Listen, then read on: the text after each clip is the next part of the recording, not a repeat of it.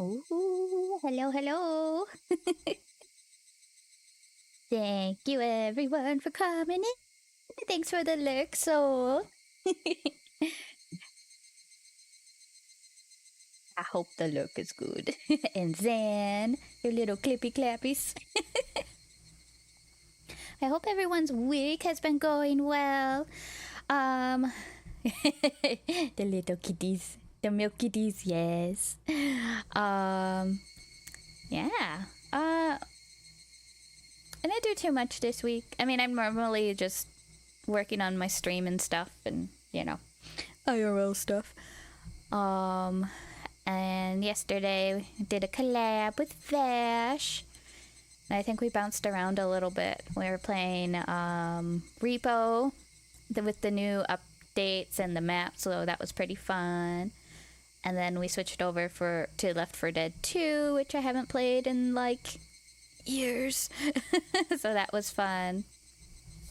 And then today we have Higurashi. I think we're super close to finishing chapter 1. And then we'll be switching over to a new visual novel. Depending on how short or long that one is, we might either just go into the second chapter of Higurashi, or we'll find like another short one, whichever. I'll see what you guys prefer. And then Friday, we have Fatal Frame, which I'm also pretty sure we're about to finish. Have the next game for that picked out. So yeah, which actually was voted on by members in the Discord, by the meatbags in the Discord. So if you ever want to vote on anything, I have a lot of votes because, why not? You can join on there. Or if you just want to see my shenanigans, that's totally cool. But yeah, we're gonna continue. Chicken, banana. Chicken, banana, banana, banana. Chicken, banana. Chicken, banana. Banana, banana, banana. And let's see. Why do I get cheese?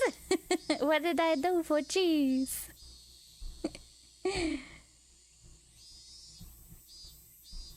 You are so funny. But yeah, look at the best girl here. She never yelled at us or acted weird towards us or anything. Nope.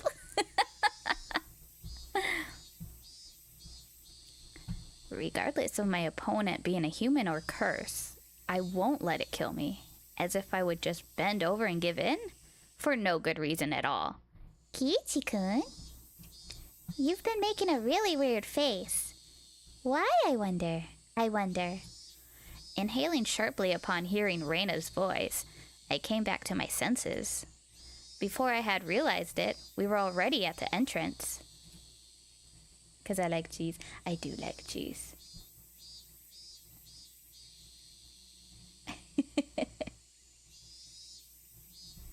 Let's see. Let me just check something real quick.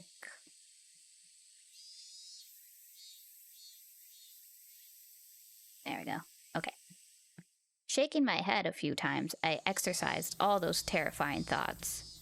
No matter how you looked at it, there's no way Reina could have done such terrible things.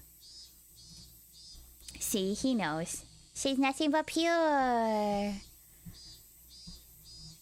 It was like I was trying to placate myself.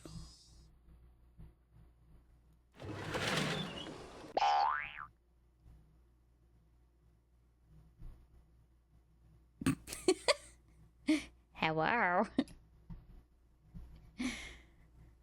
As I slid the door open, a blackboard eraser loaded with chalk dropped down on my head the moment I stepped into the classroom.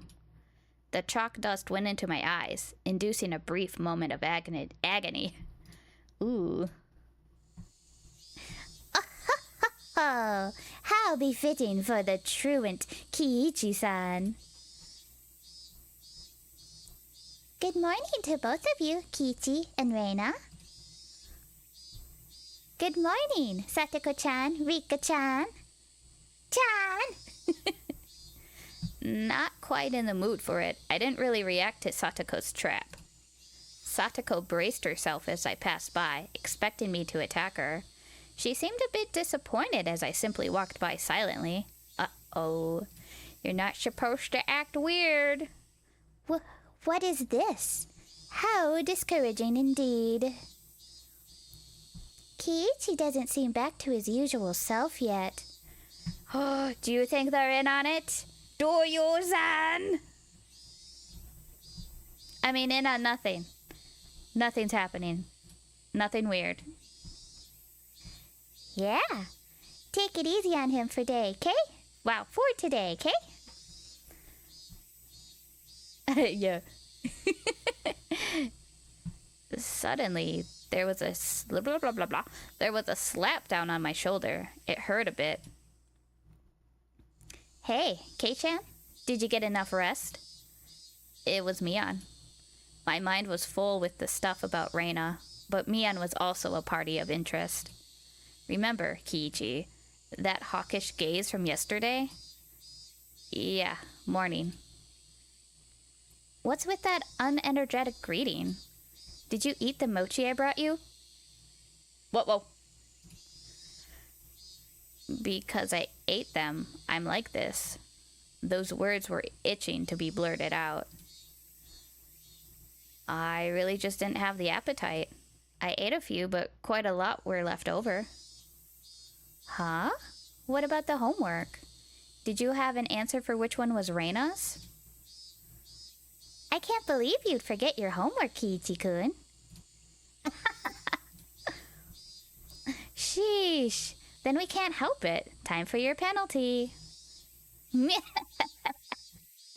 Flashing a lurid smile, Mian returned to her seat. There was nothing from our exchange that would cause our classmates to suspect anything was amiss. But of course, anyone listening to our conversations up until this morning wouldn't see anything suspicious. That was why it was so frightening. They acted in a way that, regardless of whatever happened to me... Okay, what's your name? Regardless of whatever happened to Kiichi Maibara, no one would ever suspect them. That fact had me terrified. Soon, the teacher came. After she asked how I felt and took attendance, another dull, ordinary day began. Ah. What do you think his penalty's gonna be? Huh. I'm like half and half on if it's gonna be like the jokey penalties they do, or if it's gonna be an actual like in alliance with the mochi. Like, well, you're gonna have to finish the mochi now. Shove down your throat.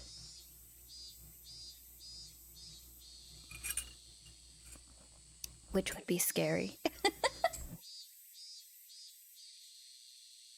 This free study period was a convenient time to consider where I stood. I gently closed my eyes and pondered the ridiculous position I was in right now. First of all, what I shouldn't forget was how dangerous of a situation I was in. I had fallen out of favor with them. After interacting with Oishi-san multiple times, I could see it was as... What? I could see it was as I was getting closer to the heart of the matter. The warning yesterday with the mochi was a good indicator of that. No, calling it a warning was just my habit of understating things. It probably had no meaning beyond stunting my progress and buying themselves some time. Until they had a method of completely erasing me, they were just biding their time. Even though they were keeping me under their thumb with threats, it didn't change the fact that I knew too much. The chilling sensation of my desk made me recall Satoshi Hojo. I can read. The boy who was using this seat until last year when he disappeared. It's kind of weird that Satoko didn't say anything about it either. Just like, my brother used to sit there. Unless she's like suppressing all her trauma or something. I don't know. Was he also similar to me? Did he learn something he shouldn't have and was erased? Damn.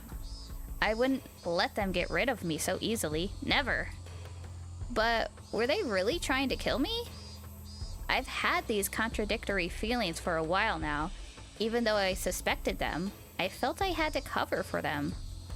With all of their suspicious behavior, a morning like this just made it all seem like an elaborate hoax. No, that's just what I want to believe. Doubting my friends, covering for them, my life was in danger. Or was it? Actually, I was debating the wrong point. Given my current situation, those points were something that should have been deliberated on a long time ago. But really, Reina and the rest of them, were they actually aiming to kill me?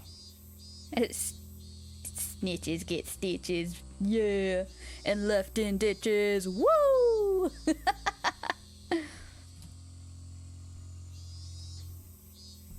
The little voice inside me continued to torment me with these unresolvable trains of thought. Are you an idiot, Kiichi Maibara? The answer should be obvious. But maybe that sewing needle might have been just an accident, right? Yes, that's what I've been trying to tell you this whole time, guys. It was just an accident. It just happened to fall into the mochi bean paste. You know, as it can do.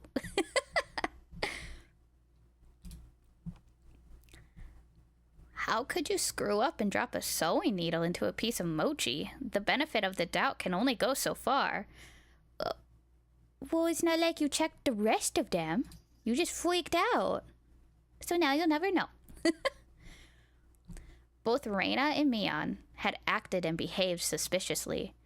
But maybe it was all some sort of misunderstanding. What kind of misunderstanding? It wasn't just suspicious. It was outright ludicrous, right? Reina just corrected me for lying, and Mion only asked me about what I had for lunch. Reina was standing outside our door eavesdropping for a good hour, you know. She was probably just waiting for my phone call to end. For a whole hour outside your room? And is it normal to go home afterwards without saying anything? You heard from Oishi-san, didn't you? About what Reina did at her formal school? But at the hospital, she said it was Oyashiro-sama's fault.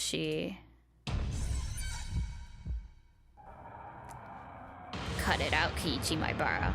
Don't you realize they're out to kill you? Huh? I inadvertently blurted those words out. Hearing myself say that so directly left me dumbfounded for a few moments. Afterwards, I had to look around to check if anyone else had heard it. My little soliloquy cut a little too close to the truth. Even though I could feel the murderous intent from Reina and the others, part of me somewhere was still trying to deny that. This late in the game, such hesitation could be fatal. I knew that. But I was just your average student, a man living his normal, ordinary life. Do you think I could suddenly believe that my friends who had been happily laughing together with up until last Sunday, now intended to kill me? Right? Can't get God if you get them first. Yes.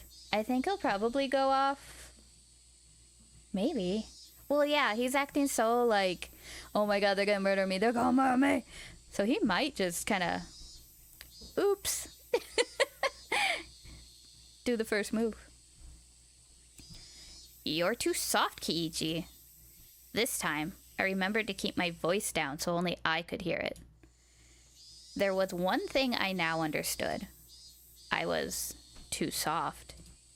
I didn't completely understand how dangerous Reina and the rest of them were. No, I wasn't trying to understand.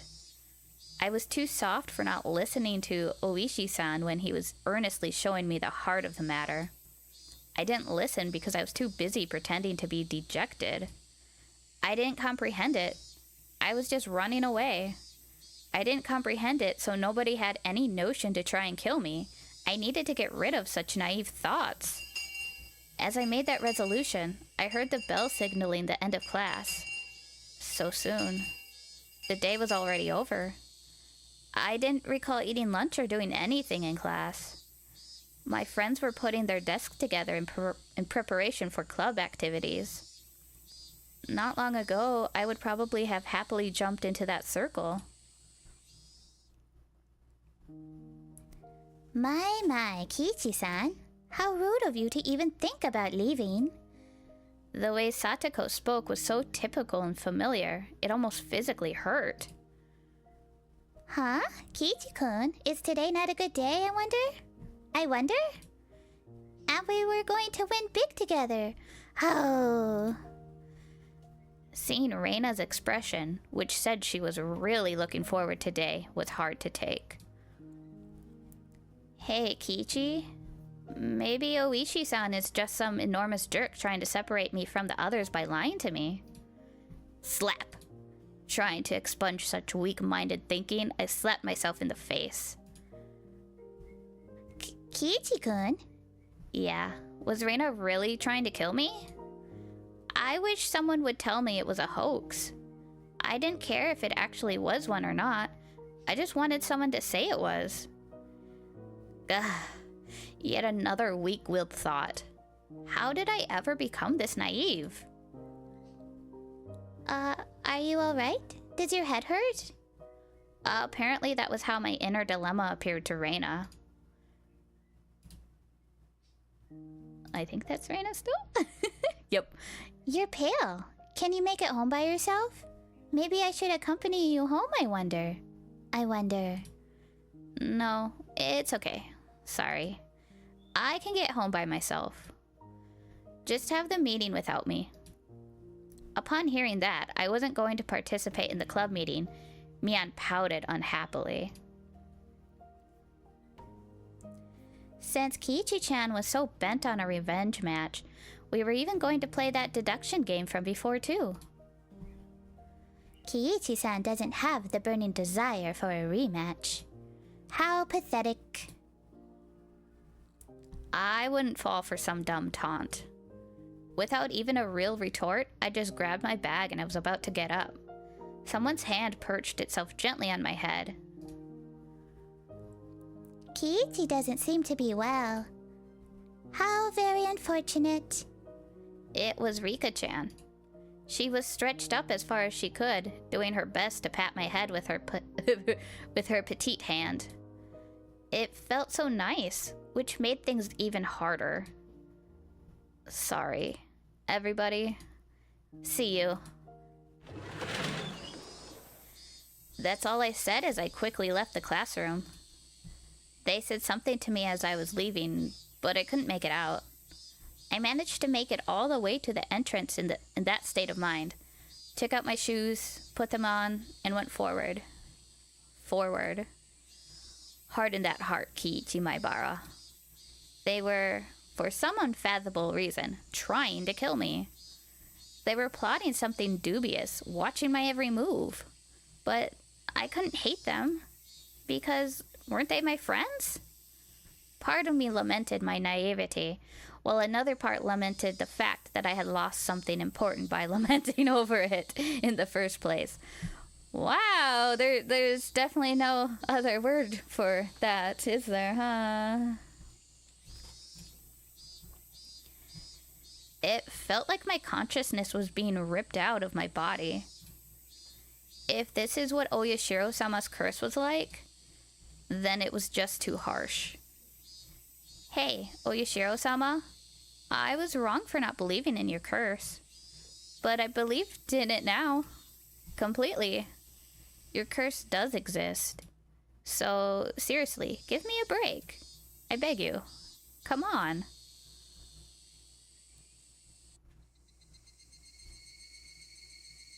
Oh, the Higurashi is singing and cooling the air.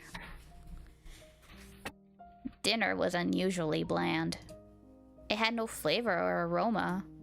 The miso soup that normally tantalized my appetite instead tasted like nothing but boiled water. Dad was eating with us that night. It was a rare occurrence in this household. When he got into his work, he ate and slept on his own schedule. My dad never cared about the time. Since my dad was at the dinner table, it either meant he had just reached a good point to take a break, or he was in a slump. So, yeah, he just doesn't understand the motivation creators have. Your partnership was just a verbal agreement, wasn't it? If it's so hard to agree on things, why not just end it? I feel like it's an industry with a lot of back scratching, but when it gets in the way of business... I wasn't able to pick out much of my mom and dad's conversation, but I could tell it wasn't a very pleasant topic. That, of course, made the disgusting food even less appealing. Staring listlessly at the exchange between my parents, my mind wandered off to the same thought processes I had going all day long. It's not just a fish, Mom. Your miso tastes like boiled water.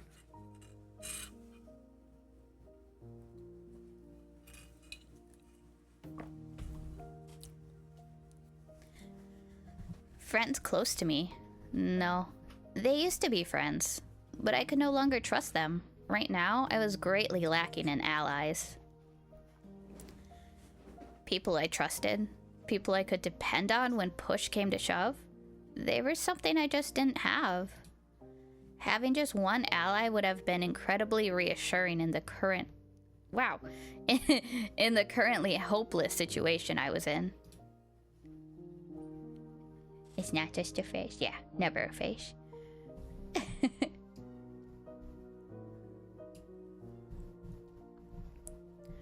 I put down my chopsticks and looked over at my parents, who were still talking about work. The first course of action that came to mind was to tell my parents everything. Currently, there wasn't a single person from Hinamizawa I could trust 100%. That meant the only people I could trust were my parents. I know! Tomotaki Musho Daddy was our ally. And now he's gone! I miss him. Why did they take him away from us?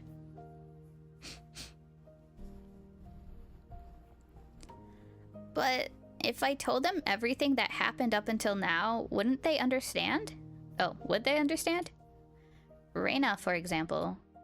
That neighborly Reina, who was so diligent in looking after me, came to get me every day, and sometimes brought over a share of what she made.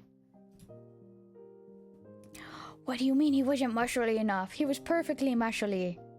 Perfect. Everywhere.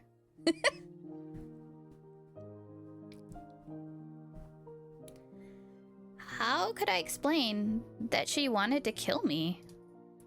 No matter how I explained, it would probably be difficult for anybody to comprehend. My somewhat eccentric dad wouldn't understand, and my high-strung mom would probably drag me off to a psychiatrist in the blink of an eye. Sadly, that was the amount of trust that existed in our relationship. Even if they did come to understand, what could they possibly do? Unless they could uncover the truth, they wouldn't be able to protect me. No. By informing them of these unnecessary things, I'd be putting my parents in danger as well. I remember watching the anime of this year's and getting mindfucked like crazy. Yes! Hello, Volte. I watched the anime originally.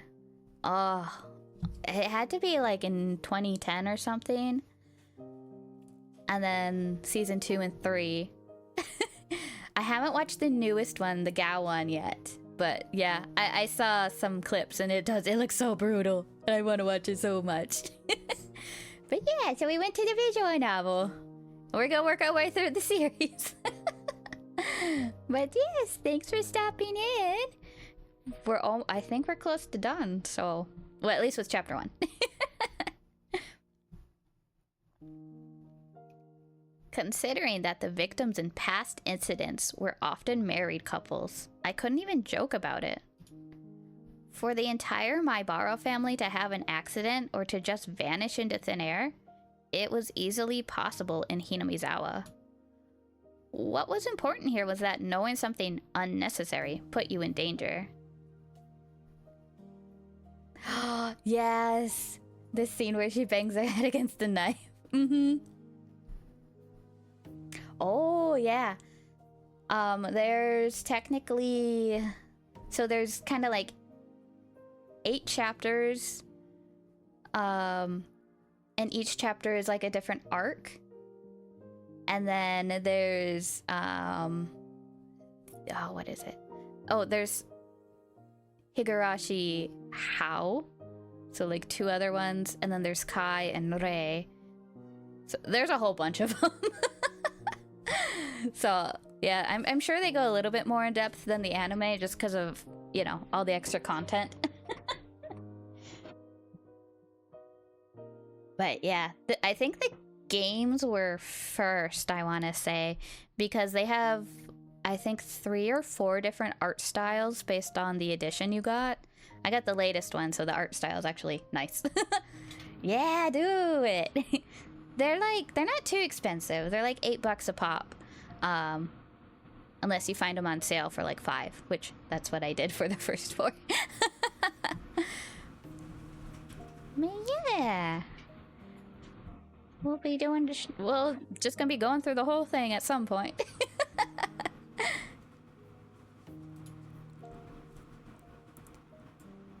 The most unsettling question was, how did they know that I knew? As long as they didn't know, my parents might not fall victim. That was one way to think about it, I guess. At least it was like that in my case. After I found out... Oh. After I found out, things started becoming odd. In other words, it meant the following. As long as my parents didn't know anything, nothing would happen to them. As long as my parents were here, this house would be a safe haven for them. I knew these were just assumptions based on conjecture on top of conjecture. Wanting this house to be a safe haven, that was the pinnacle of my weak-willed method of thinking. I had to concede that it was not completely safe. It was only safer than the outside. I knew that I couldn't rely on my parents. No, I couldn't risk getting my parents involved. Then the only person who could be my ally would be Oishi-san, him and him alone. He was the only person who understood the situation I was in. He didn't care so much about my safety, but he was without a doubt passionate about solving this case. Oh. Volty has joined the crypt. Yay! Thanks for joining, Volty. I hope you have fun. I tend to have fun.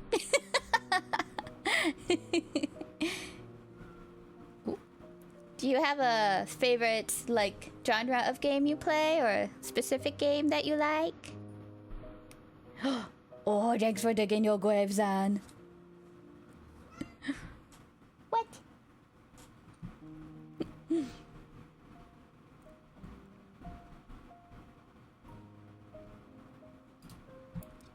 It was a bit frustrating. Oishi-san was basically the whole reason I was in this mess. Now to get out of it, I had to rely on him. Meaning, it was all going according to his devices. It was just my job to look appetizing while bobbing in the waves as bait. Kiichi bait. Then, when the fish started gathering around, Oishi-san would pull up the big haul. It was slightly infuriating, but even I thought that was the best course of action. So then, what should I do? Patience was the first rule of fishing. Just keep waiting until the fish actually bites. But I wasn't simply bait. there were lots of ways for me to struggle before being devoured. When they struck, I needed to somehow dodge just enough and tag out to Oishi-san. No question. It was going to be hard. The timing to bring Oishi-san in would be... Wow. The timing to bring Oishi-san in would be difficult. He was in the city, not Hinamizawa. So if I phoned him in my moment of need, it would take him about 30 minutes to reach me. Favorite game is probably Half-Life 2 for single player and Counter-Strike for multiplayer. Ooh! I watched a lot of Half-Life 2 gameplay and stuff. I've heard of Counter-Strike, but I'm not super good at shooters, so I don't tend to play them too often. Well, I guess recently I kind of have been, because I keep getting invited to play Left 4 Dead 2 and Killing Floor. But yeah, those sound fun.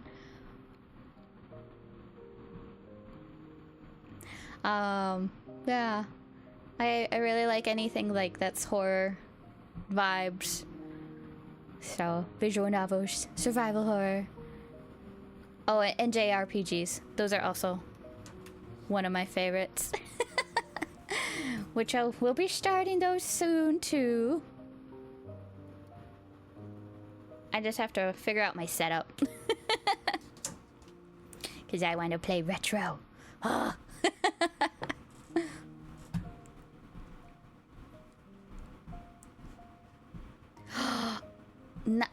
I watched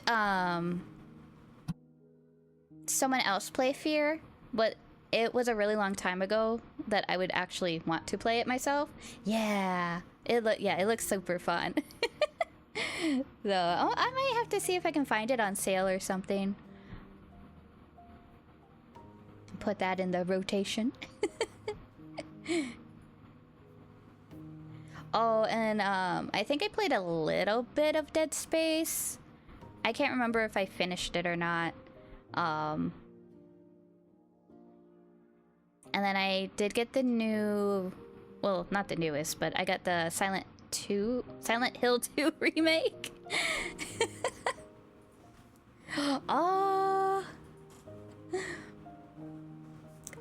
Yeah, oh my gosh, I can imagine. Like, even when I was watching, like, the gameplay, that still was like, wow!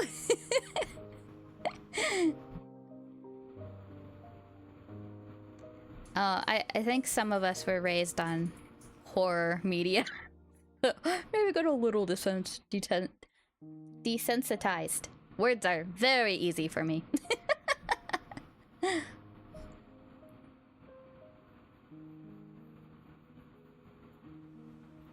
Yeah, some of the newer stuff. I'd say most of them are, like, okay.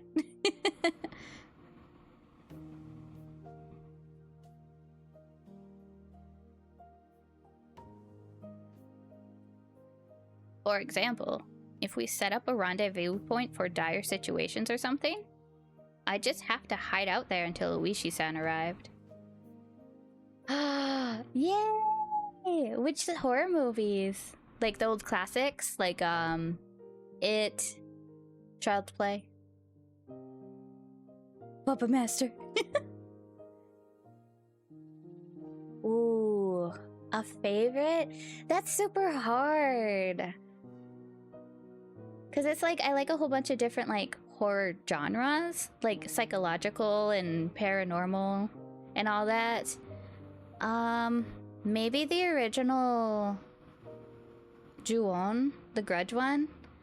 Not the remake, but the original. That one, like, freaked me out for a really long time. But I also saw it really young. But yeah, I'd still watch it. What about you? What's your favorite?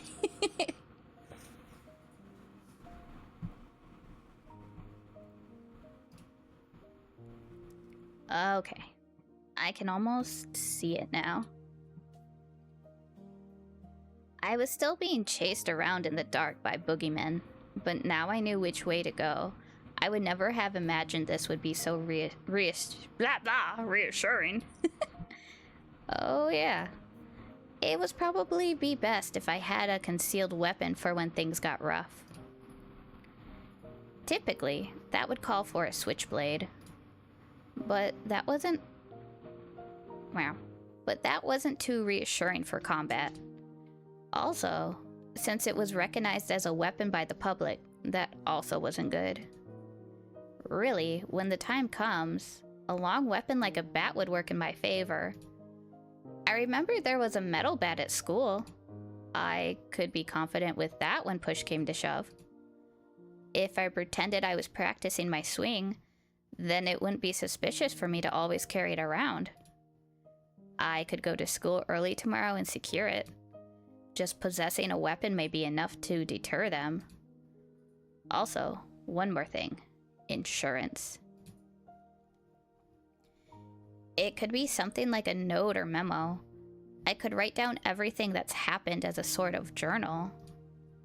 In case I suddenly vanished, the journal would be left behind. With my journal in his possession, Oishi-san should be able to avenge my death. Amityville Horror, It, The Shining, Children of the Corn, 28 Days Later, Chucky, yep, totally. That kind of stuff you grew up on, mostly because my mom loves horror. Ah, yes. I grew up on all of those too. I mostly watched them with my cousins. And then my mom was my horror buddy for a little bit, so we would like watch all these different types of movies. Oh my gosh, she introduced me to Jeepers Creepers when I was like, I want to say 10 or something, and it was the scariest thing I ever saw.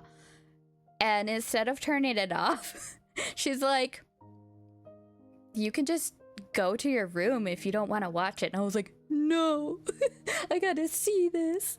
So I had like a blanket over my head, but the kind that has like the obvious crochet holes so I could still see. But yes, all those are so good. Some of the Chucky remakes were okay. At least I wasn't like mad about them. I didn't see the TV series though. And then the newest 28, what, years now? I still have to see that one.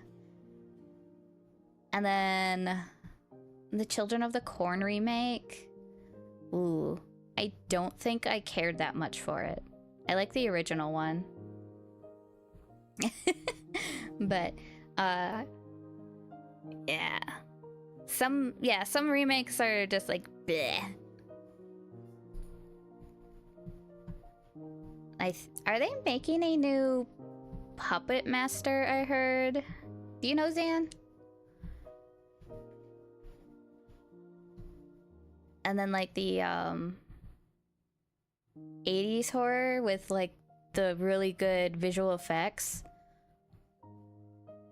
Yeah, I miss those days. It's really hard to get that now because all the CGI and blah blah blah. But I am so happy that they're starting to come back, like with Terrifier. I know it's probably mainstream now, but I don't know. I thought the effects were so good. Oh, an Alien? Yes, Alien. Oh my gosh. I went on a binge because I did watch like the first and second one a couple times, I believe, growing up. And then I binged like this series recently within the last couple of months before Romulus came out. And I did like Romulus quite a bit. I liked all the Easter eggs and stuff. Oh, you think it's in limbo? I mean, that might be for the best. Just because, you know, how remakes go nowadays. Oh, and Hellraiser? Binge that series too and all that. I still have to read the book that it was based on. I will at some point. Yeah, that's what I liked too. It was like as if the people who made it liked the series. Yes! It really is. It's just like all over the place and it's still great.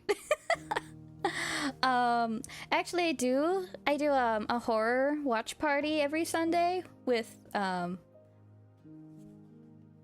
people, with people in my Discord. So we usually watch a horror movie, and then right now we're taking turns on whoever wants to pick a second movie to watch. So it can be any genre, just because I'm trying to, like, you know, be open to new things and blah blah blah. So if you wanted to, you could join us for that. It's on Sundays, 8 p.m. Central. We have such sights to show you. Pain is pleasure. But yeah, recently we watched Candlewood.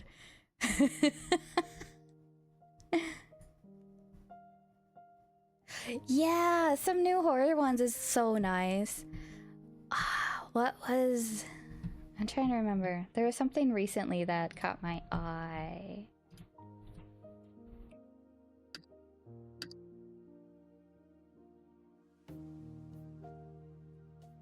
Oh, I know there's a new one on Tubi that looks kind of interesting. Like, Don't Watch the Children or something about the children. I can't quite remember because I'm horrible with names, but... Oh, and the new Final Destination. I really want to see that. Just recently watched Bring Her Back, and it was really... Yeah! I saw the trailer for that too. Oh, I do want to see it. But like, going out to see movies nowadays is so expensive, so I usually wait until they're like on streaming. Unless it's like, I don't know, a very special date where I want to spend like $50.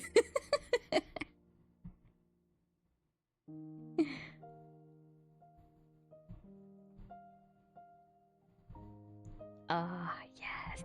That'll be so fun to watch.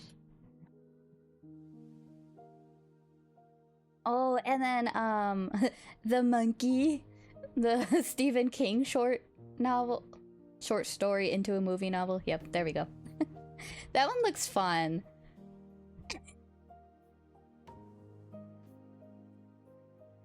And then all the like new weirdo Winnie the Pooh, Popeye IPs that are being put in the public domain now. Yay! Oh my gosh, I'm so glad. Yeah, because some of his like earlier movies are a little like, wow. Oh, the cat aliens. Was it like Night Terrors or what was it?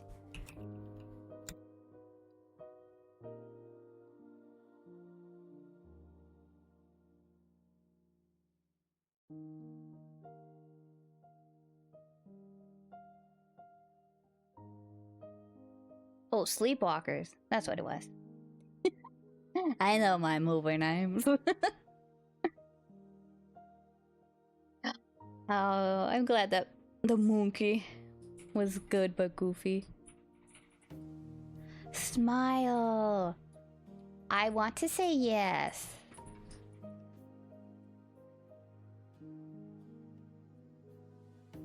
Yeah, because they like get like infected or something, or it does sound familiar. Maybe I saw.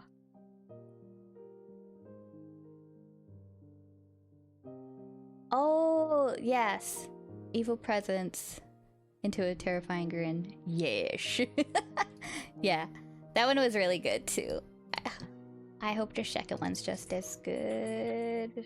Cause that... Oh, that came out already. Wow. Yeah, I don't keep track as I used to.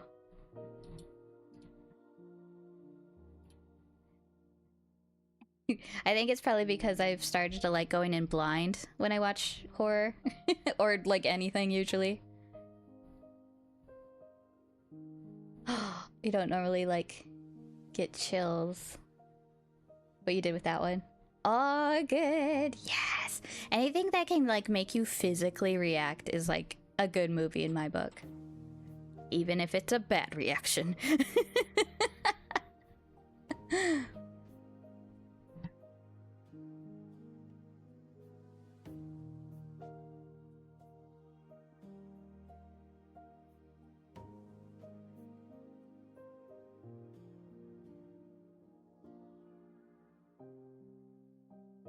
Well, the second one was okay. Wasn't good as the first, but still worth a watch. Oh, okay.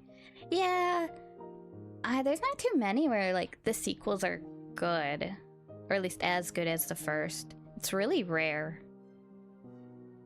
I'm trying to think. Which sequels work? Gremlins. Gremlins 2. Best sequel in my opinion. Just because of how extra crazy it was. Oh, Terminator 2? Yeah. Oh yeah, that's been another one I haven't seen in a really long time. What? I watched the... I don't know. It was like one of the more recent ones. Like a year or two ago. I just don't remember the name.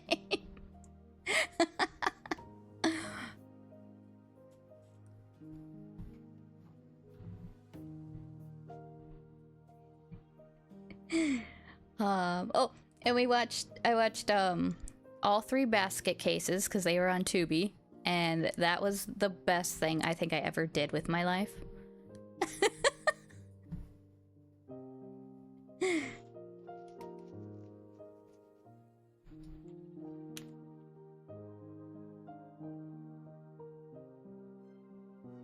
Oh, yes. It's one of those like weird 80s movies where they're just kind of like out there. Basically the main character has to take care of his brother who he has to keep in a basket because he's weird looking.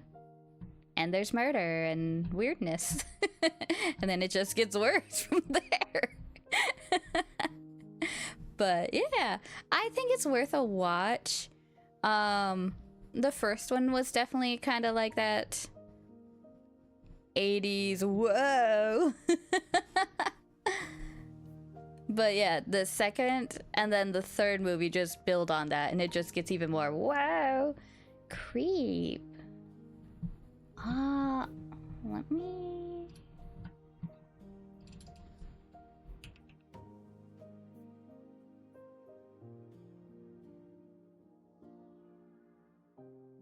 Oh! It looks familiar.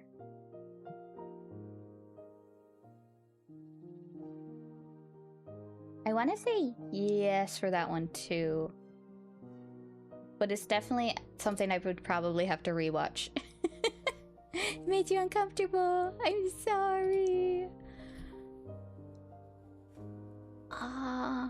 Let's see. I can't remember which horror movies made me uncomfortable, really. Oh, I lied. Hostel did. Got me. I'm usually okay with, like, physical violence in the most part. Except for when they do, like, stuff between your fingers. That got me. It's so stupid. Oh, no.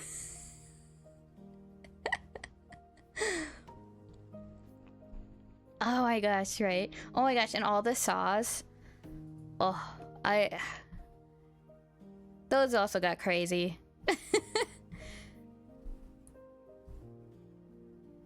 And then it just kind of dropped off, in my opinion.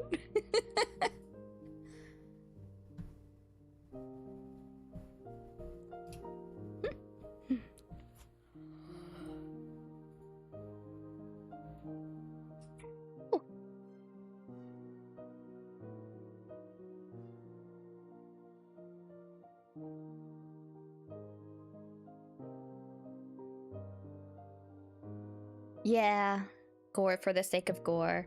Well, that and they lost their main kind of like intrigue by killing off what's his name? The villain mastermind. So, yeah, then what? They did a 1 or 2 without him. Yeah, the old dude. So they had to make a movie about his origins. Oh. But it was also kind of weird because it's like, if he has all this money to pull off all these traps, why can't he just pay for his experimental drugs on his own? So, whoops, plot hole.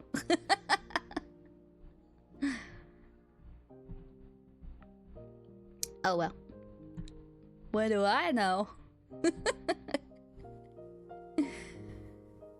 And oh, what was the newest one too? It was like about the cops or something. I don't remember if I watched it, but I definitely heard about it. And I don't think I was that interested.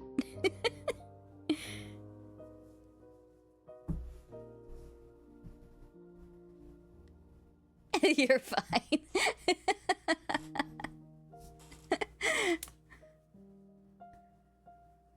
I can probably, I could learn how to multitask a little bit better.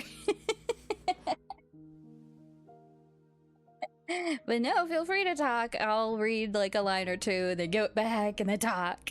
Or read.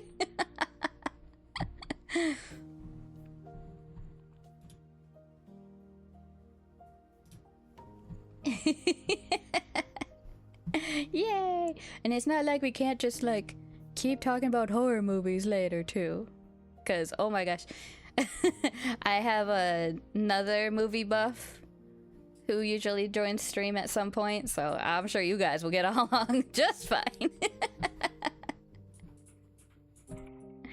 Actually, a lot of people in the streams are like big movie buffs. Oh, yep. There's not enough time to watch all of them. At least, like, the ones I want. We'll try, though.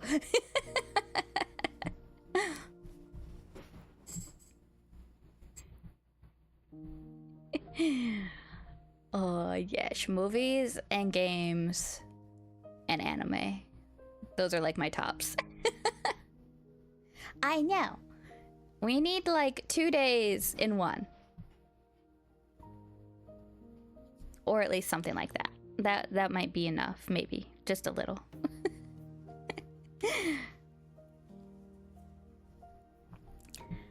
I left my parents engrossed in their conversation about work and went back to my room.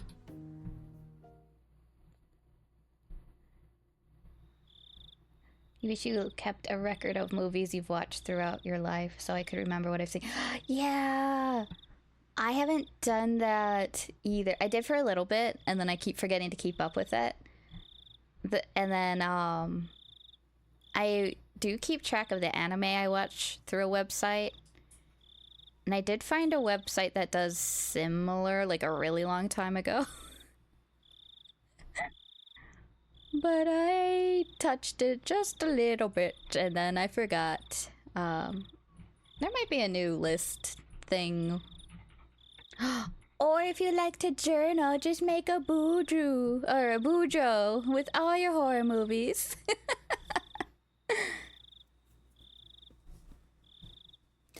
Yes! I wonder if there has to be one by now. Movie watch list? Eh?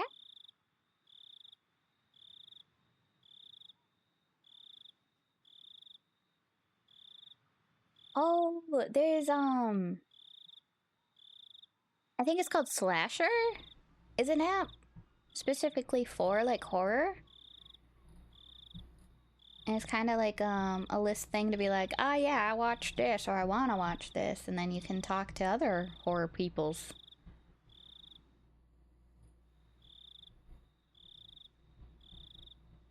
Or we can just keep track. Remember. We'll figure something out. I tore out a piece of paper from a notebook and made my way to my desk. Last time I wrote a journal was for summer homework in elementary school. Aww. In the off chance something bad happened, the police could use my diary as a lead. So I should only write down the facts. How should I start? I jotted down my thoughts as they came. I, Kichi Maibara, am in fear for my life. It made me laugh nervously. It was a line. Wow. It was a line that showed up often in detective stories. I never even dreamed that I would be in the type of situation where I'd write it myself. Your list says you watch 161 animes with a total of 2,287 hours of watch time. Uh-oh. I gotta check. Okay. I usually have my list up, so. Dun, dun, dun, dun, dun.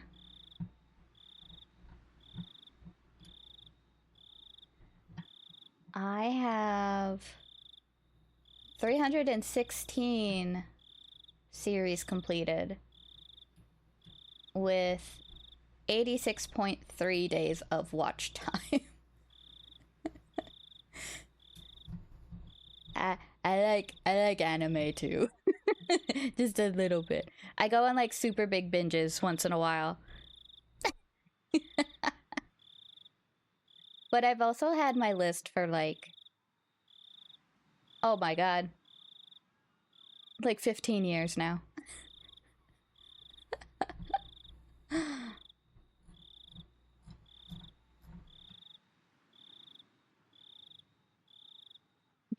need more. Oh my gosh, and some people are crazy. They have like thousands.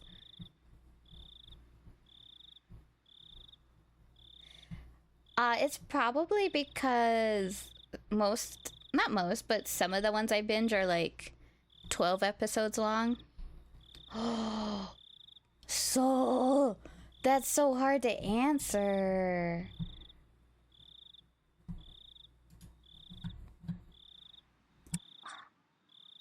Because there's so many good ones.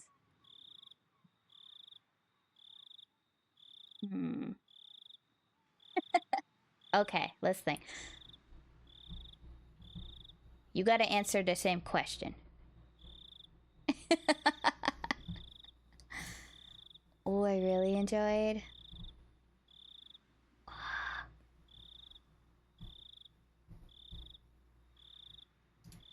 Okay, I really liked Dororo. That was really fun. I love the animation and the opening. It was so good. Oh my gosh. At least for like action-wise. Horror-wise, I liked Another. Just everything. And then like slice of life, I have to go with A Place Further Than the Universe. Because that one made me all feely. Oh, you watched all of One Piece and you do rewatch a lot of anime. I tried to keep up with One Piece and it didn't happen. And I was gonna go back and rewatch it until they announced they're reanimating it, so maybe I'll catch up one day through that. Oh my gosh, and Detective Conan, that's in the thousands also. And I'm only like a little past 200 episodes.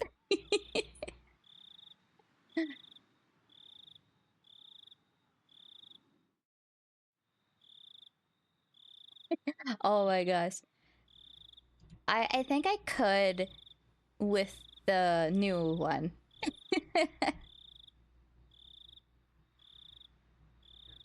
Yeah, that's the thing. It's so like overwhelming to see the number of episodes because and then you do the math and you're like, even if I watch 1 or 2 episodes a day, nope. It's still gonna take a long time.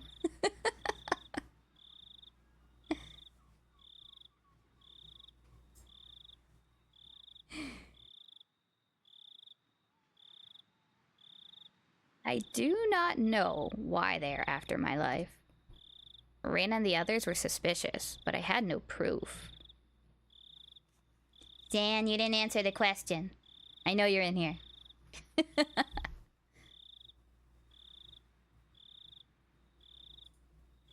Oh my gosh, Black Clover.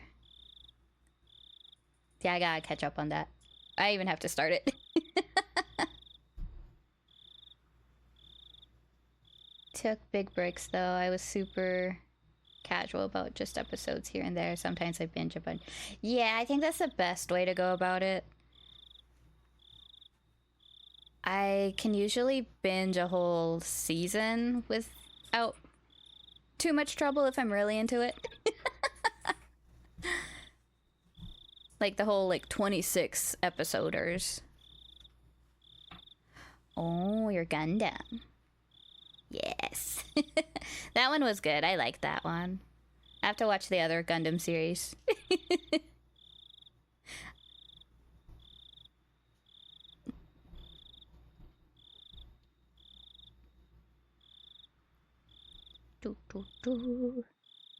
Reina and the others were suspicious, but I had no proof, and that's why I couldn't write anything more. I laughed warily at myself for writing such a passage draped in mystery. Would the police be able to get the hint from reading this enigmatic passage? I could only pray that they would. What I prayed for the most, though, was that this journal never needed to play its part. Oh, what about the new ones that are starting, like now or soonish? The Bladed Soul has subscribed for 1 month. Thank you so much. Sure. Thank you for the subscribe. You're so sweet. Aww. And now you get my weird little animation. I am working on more. But thank you. Aww. You sub to me, and then you give me a sub to Soul. Or to Blade.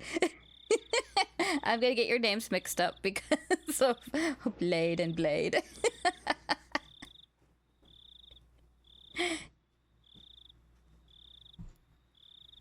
Oh, who's gonna get the dog trio? I'm gonna get the dog trio.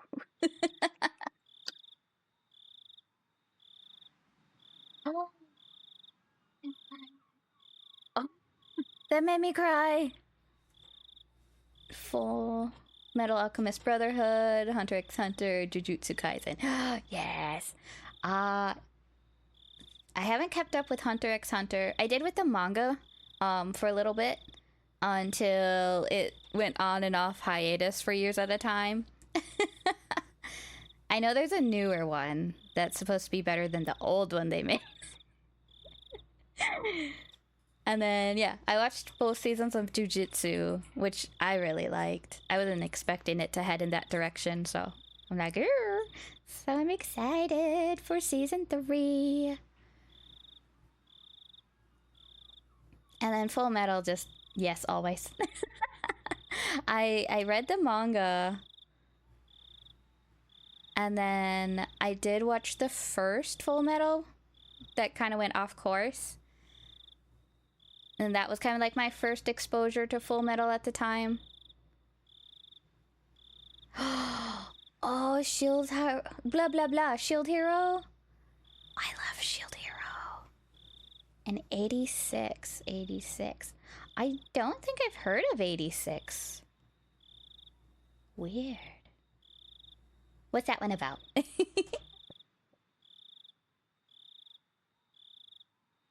Oh. Is it on Crunchyroll?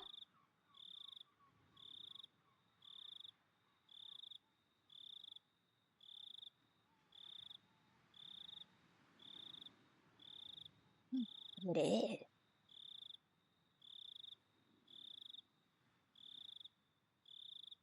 Ooh.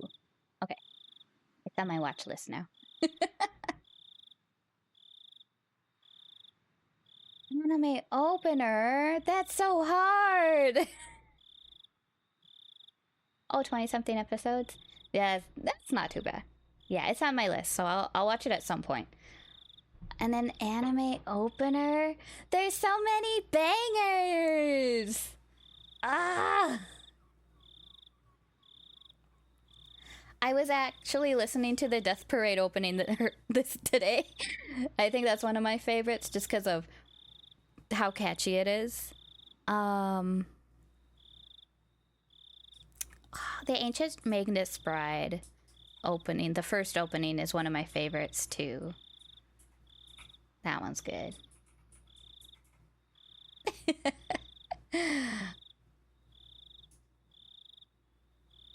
Yes!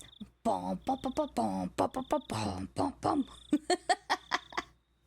Yes, second season Death Note opening and endings. Fucking awesome. Ooh, first Vinland Saga. I have to watch it still. It's on my list, I'm sure. Yeah, that's usually my answer to a lot of things. It's on my list! Right now, I'm trying to finish up Hanako-kun, the second season, because I like to binge. So it's hard for me to wait for each episode every week.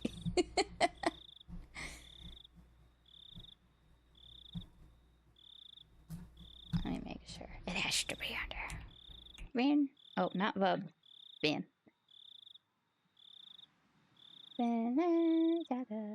Oh, I guess it wasn't. Well, now it is. But yeah, I heard good things about Vinland Saga. Ooh, okay. Yes, I'll listen to that. Probably after stream so I don't get a copyright strike.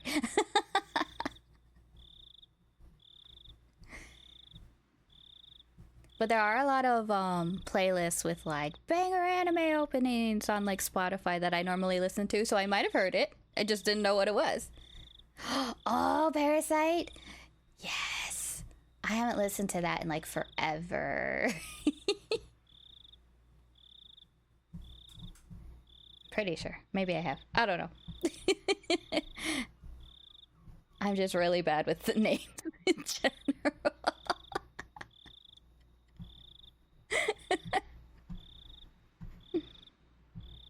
But yeah, oh my gosh. And Don Don just came out, second season. I know mainstream, but fucking good.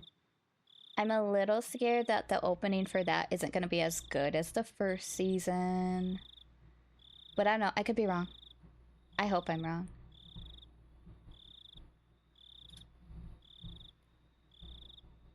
Fire Force opening 1 is also a favorite of mine. Yeah, that one was good. I don't know if maybe I made a mistake in trying to watch it dubbed at the time, but I can't get into it. So I might restart with the sub. Season 4 opening for Shield Hero is my favorite. Ooh. I am 2 seasons behind on Shield Hero, so that's one of my ones I want to catch up on soon.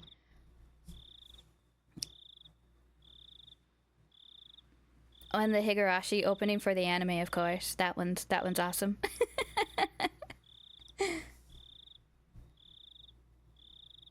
Oh, that's right. It did just come out. Well, then I have 1 season to catch up on. Possibly 2 by the time I catch up. Oh my gosh. And I'm so excited.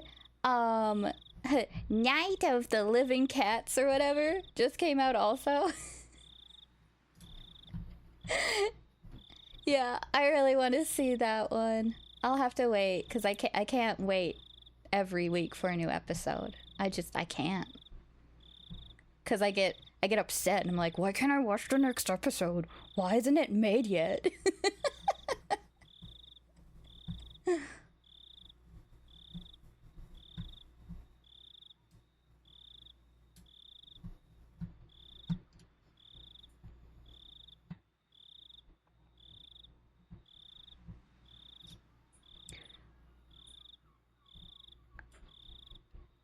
I'm trying to remember for season 2 of Shield Hero.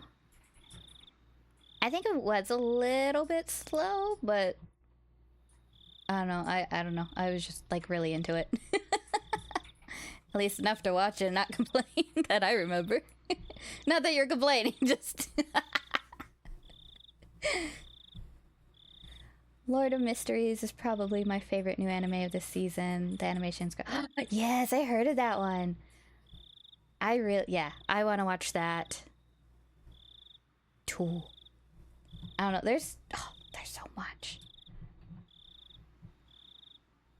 Oh, and Taco P's Original Sin. That one looks really brutal. I think that one just started too, if I remember right. Yeah! Gachia Kuda. Oh, I'm so excited for that one. Oh, and With You in the Rain. That one just looks cute and funny.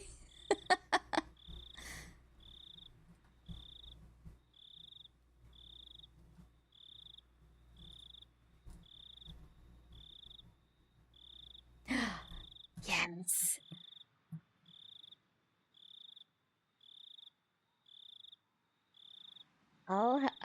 I might wait a couple weeks to start watching. Yes, I did watch the first couple episodes of Kaiju 8. And I really liked it. I just have to finish it because I'll start like anime either on my own or I'll go to a friend's house and they'll show me something and I'm like, well shit, now I have to go watch this, but then I don't because I forget. And I'm all in the middle watching other stuff. I catch up at some point.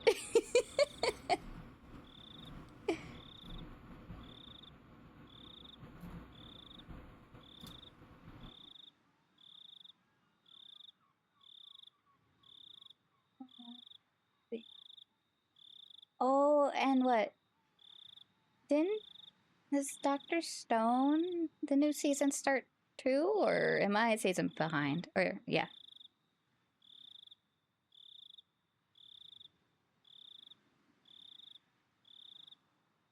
Also, gotta catch up on that.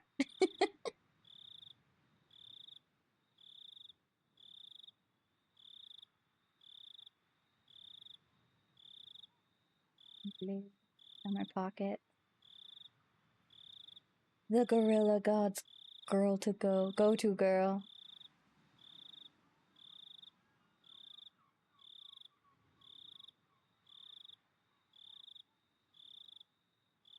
The amount of times I have started a new anime, been loving it, but for some reason stopped watching randomly for months and have to restart because I forgot everything. I feel you. I do that all the time. Not as much lately because I've been trying really hard to just stick to one series at a time. You've been listening to Dr. Stone as you work. Yes. Oh, I don't know. There's just something about like rebuilding the world with like from the Stone Age and up and tech and I don't know. It's cool. I love it. Not enough to keep up with it apparently, but I do.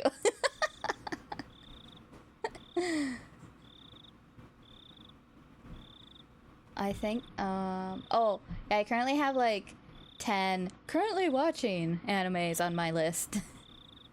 And it's usually like, I watched the first episode, and then I don't ever again for like a while.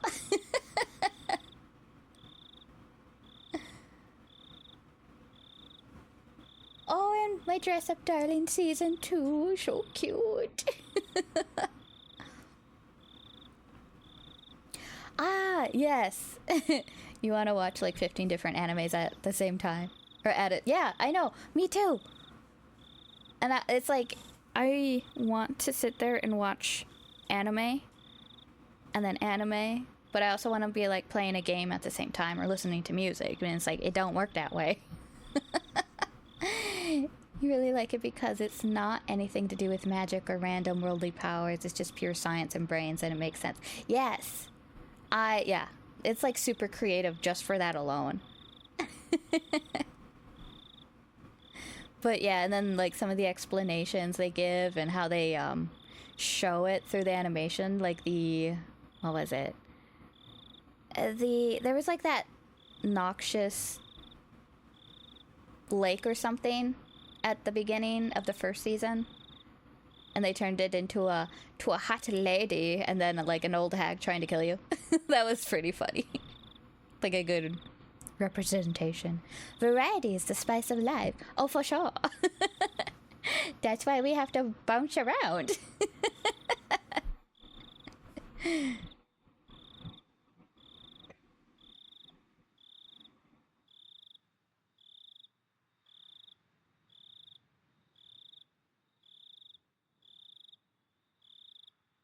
I'm just looking through the through Crunchyroll now. I'm like, oh, that and that and that.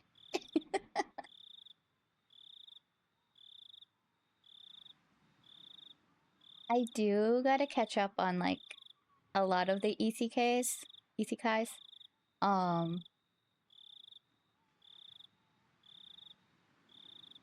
at one point I just got a little oversaturated with them.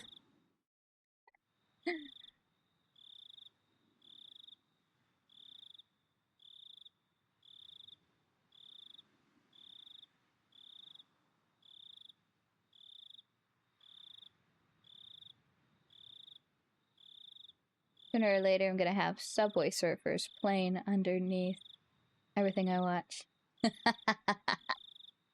Yes. Oh, watch Tower of God. I haven't yet. It's on my list.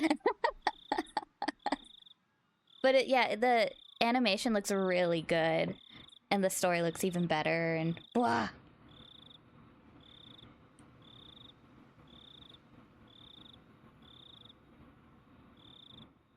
We're watching Fruits Basket in my watch party right now. So maybe I'll convince them to watch that.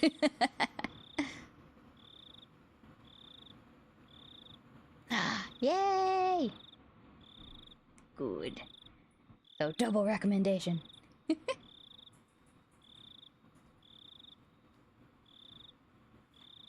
Yes, Faruba forever. Woo! Oh, God. I love when I'm hooked in and then I just cannot stop. Oh my gosh, who wants the trash Pokemon? I don't.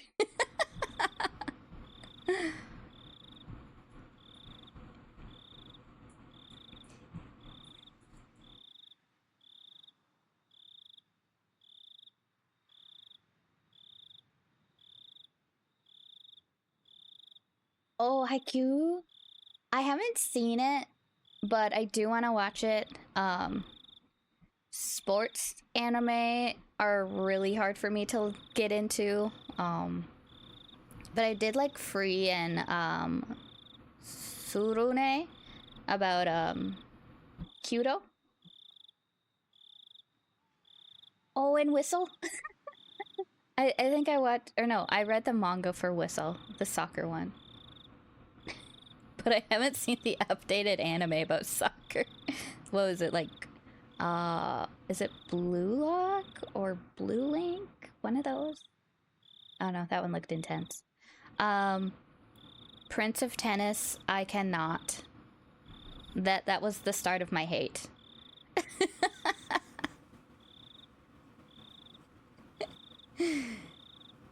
But I'm a little more open if they're like actually good. And not just so like serious all the time.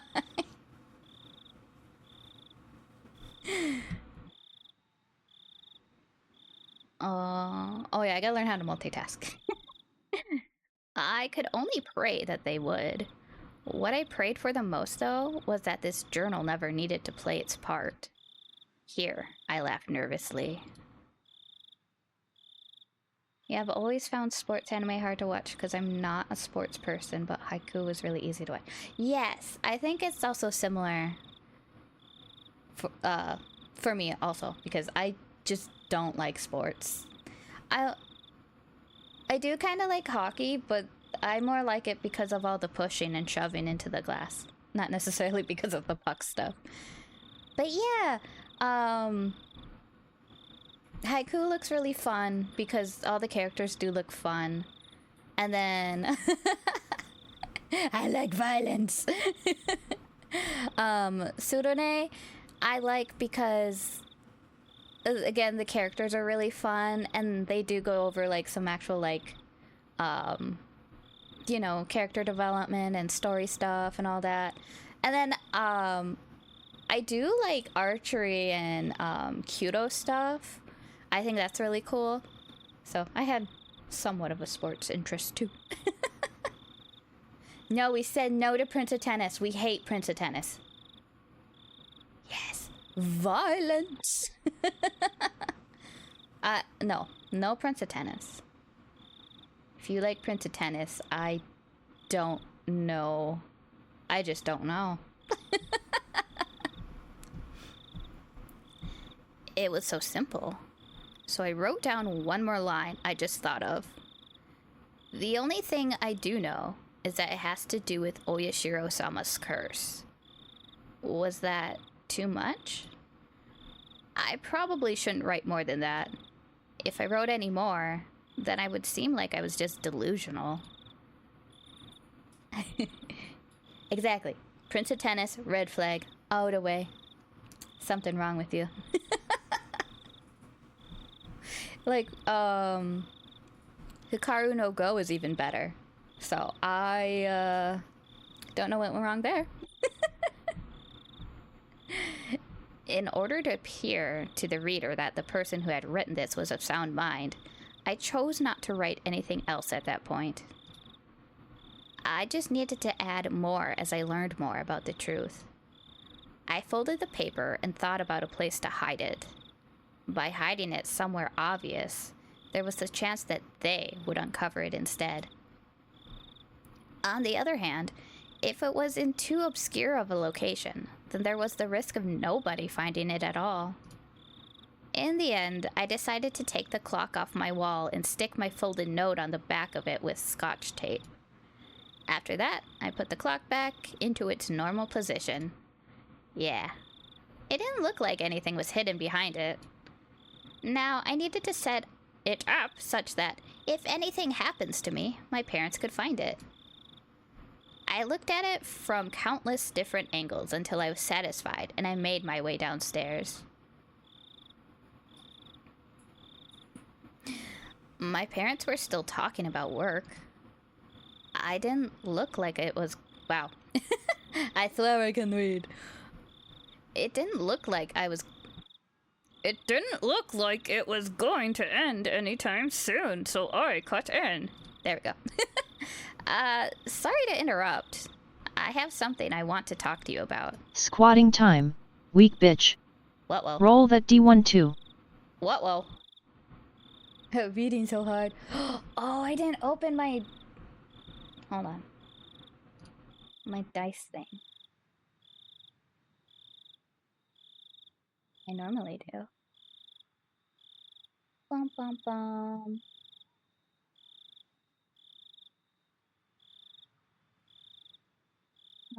The room is my suffering room.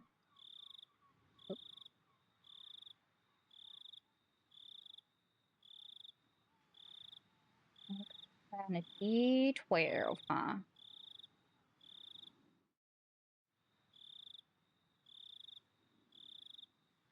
Excited as fuck for Tanya the Evil to eventually come out. I think it's coming next year. Yeah, I just watched the first season. Like a week or two ago. I really liked it.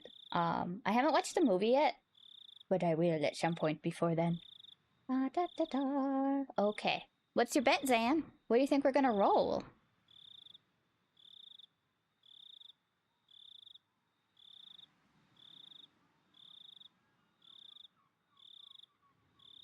A 20 on a D12. Yep. Sounds tangible. Let's see. Oh, shit. Oh, did that not go? What the fuck?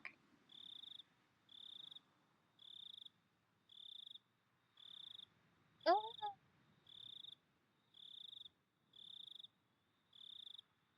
That's weird. Let me try again.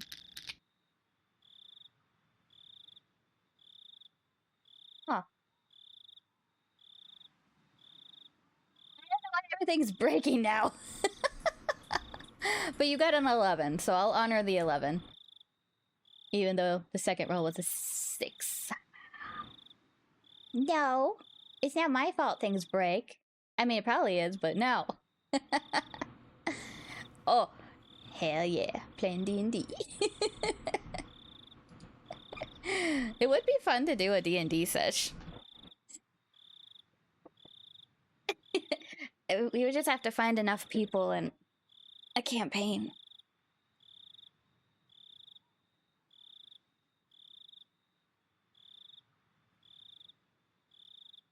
Okay.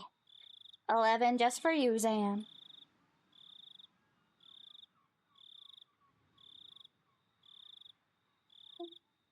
Ooh, D&D is one of your favorites? I grew up playing 3.5. I'm on 5.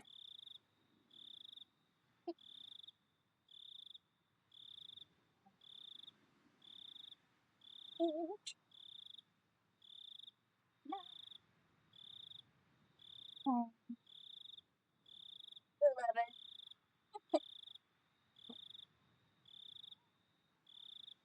Oh, got your squats done. Yeah, I played 3.5 growing up. And then a little bit of 5. I haven't played in like a couple years now because you know how you kind of need people to play with you. You never find enough people to be consistent, even if it's just like a one-on-one. But yeah. That, yeah. I start playing until like 23, quickly fell in love with it. Yeah, I mean, definitely play and fall in love at any age. Do you have like a favorite favorite character you play?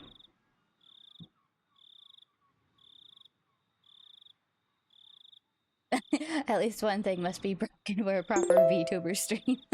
It's true. Well, I follow that rule every stream then. Ooh. 2 consistent campaigns going. Yay! Are they homebrew or are you following like a module? Oh no. Oh, I never started off a conversation like that before, so my parents were both startled. They stopped talking and turned towards me. What is it? Oh, what is it, Kiichi? I have a favor to ask of you. Please listen. Just in case, yeah? If... Oh my god. I keep getting my voices mixed. If it's not urgent, can we talk about this later?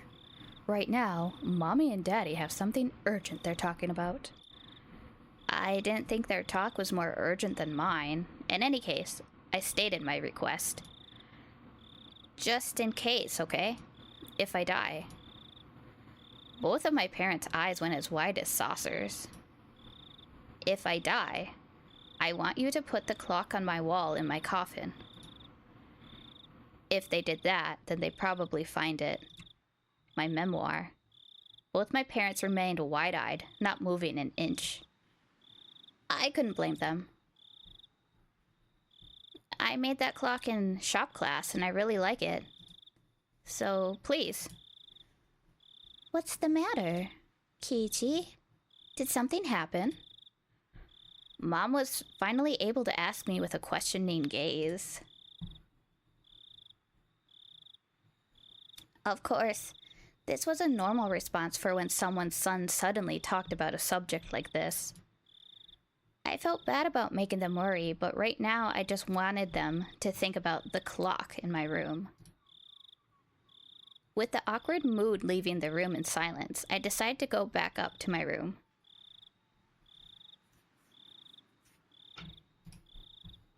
I want to get to school early tomorrow, so I'm going to bed. Good night. Saying only that, I left the living room. Favorite one of my current characters is called Ari, a cute little kobold wizard that wants to become a real dragon. Oh! That sounds so cute. So cute. I love that. I had a necromancer who was working her way to become a full-on lich.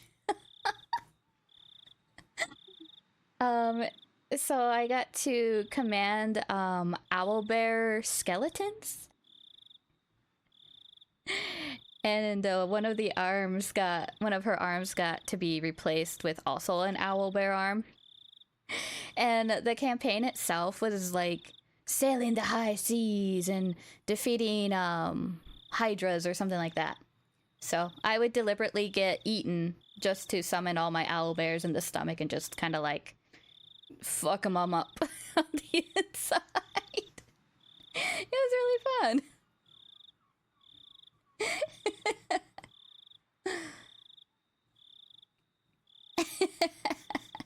Yes. I really want to do the Curse of Strahd though. I haven't watched anyone play it. And I did get like the special edition like coffin book with all the stuff in it. But I kind of want someone else to be DM for that one. Because I want to experience it. Do you get to play in person? Or do you do like a online thing?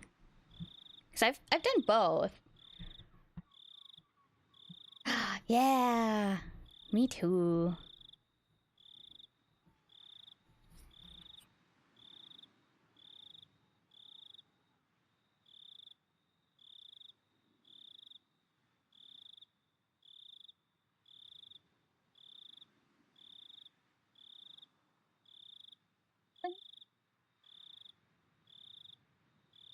I needed to get wow. I needed to get to school early tomorrow and secure that bat. I should make today the last day I went to school with Reina.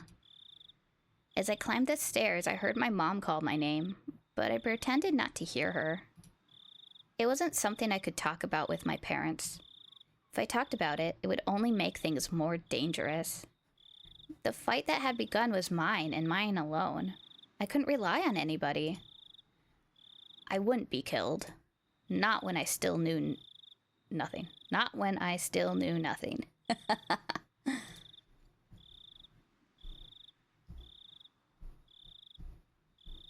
Played in person a couple times, but in person is always so hard to stay consistent.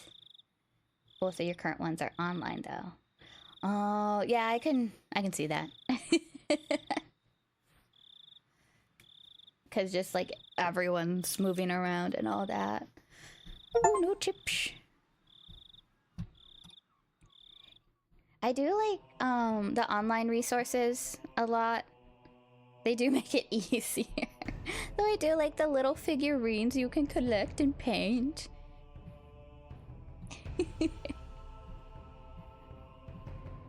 Not feeling so hot.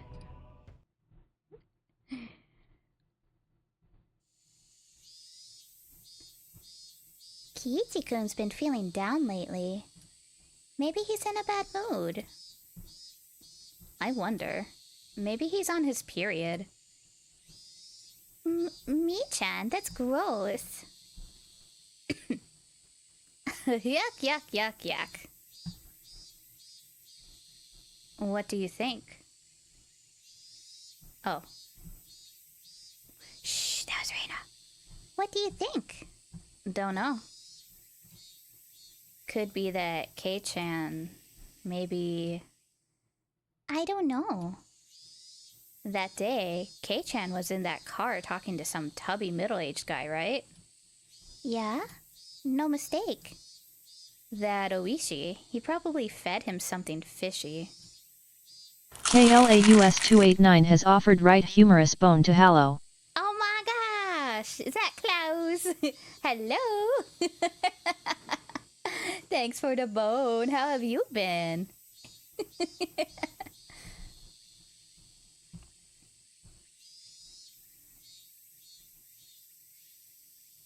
I mean, it's a AI voice. What do you expect? Online, it's just as fun. I think it's easier for people to RP and be more in character. Well, certainly easier for you. Yes, it is. Yeah, the only time I felt comfortable doing it, like, in person was with my cousin, who I was playing with, the 3.5 edition. And then I got invited to another campaign with, like, my, at the time, boyfriend's group of friends, and I was trying, and they just made me feel bad. But whatever. They're lost.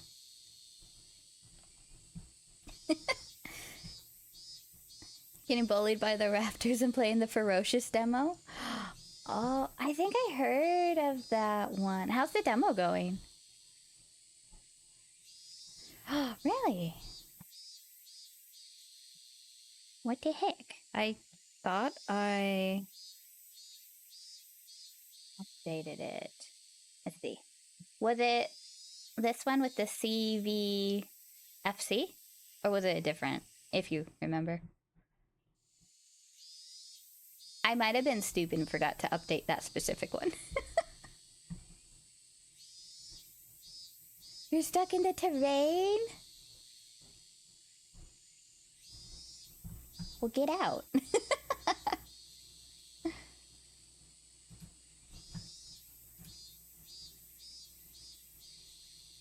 What? Here, I'll just create a new one. Boop.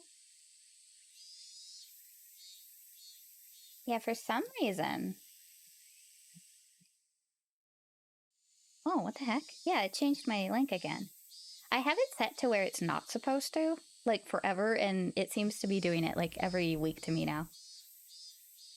But that should be the newest link. It's great, but I gotta remember to not jump to the wrong spot. I know, so rude. Yay! I know. I have a Discord. I try not to push it because I know like everyone else has a Discord and it gets overwhelming to join all these Discords.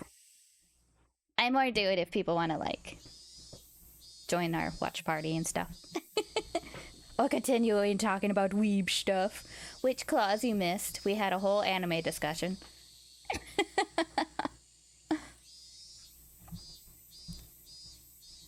You feel like that AI am. Because I'm stuck and looking at the spot I was supposed to jump to. Oh, like I. Can you go back? You just chill in voice calls. Hey, that's fine.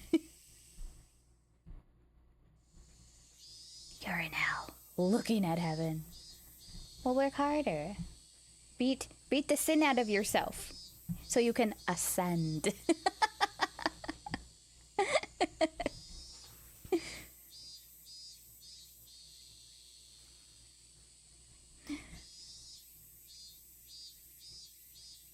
Oh no. Could restart from your last save. We don't know what I saved last. I had that issue too recently. I was playing Fatal Frame and I wanted to be done because I was so tired. But my last save was like an hour ago and I'm like, I'm not redoing this. Why are autosaves not like auto-saving every minute? They save me.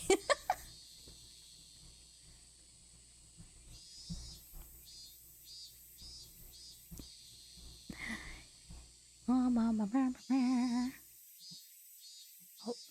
he was so serious. Kiichi-kun's face was so pale. You see, you might not know this, but he's actually the messenger of Oyashiro-sama. Oh shit. Huh? What do you mean? Whenever he shows up, someone is demoned away. No lie. Oh, is that so? The year before last, when Rika-chan's mom drowned, right? Right before that, she was visited by Oishi. Now that you mention it, it happened before Satoshi-kun transferred out. Transferred? You're so sweet, Reina. So, this time he's appeared before Kiichi-kun. So Kiichi-kun is going to be demoned away too. An empty silence hung in the air, and then it was suddenly interrupted. If I do play Ferocious, get the Deagle as soon as possible. It's a 2-shot to most things I've come across after getting it. Ooh. Thank you for the advice. Oh yeah, I was trying to look that up, wasn't I? I got distracted, like always.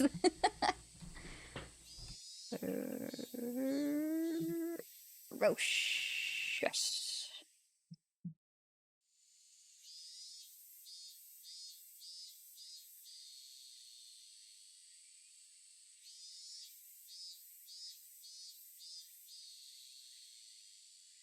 There we go.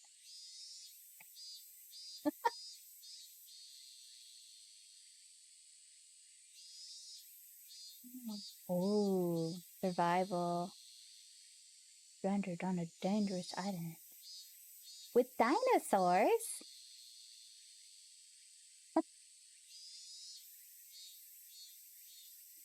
That's awesome.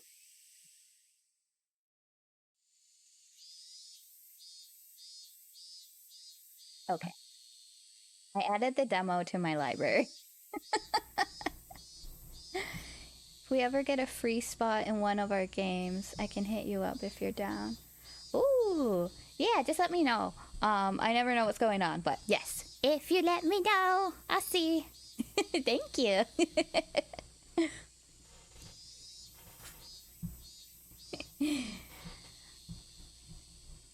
By loud laughter.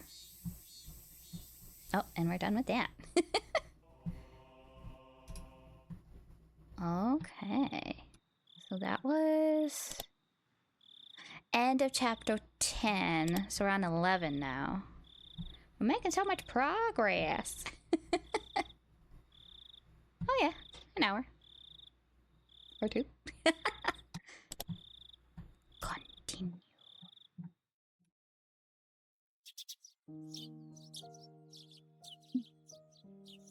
This was the first time I'd ever awoke with such clarity. It was 5:59, just moments before my alarm would go off.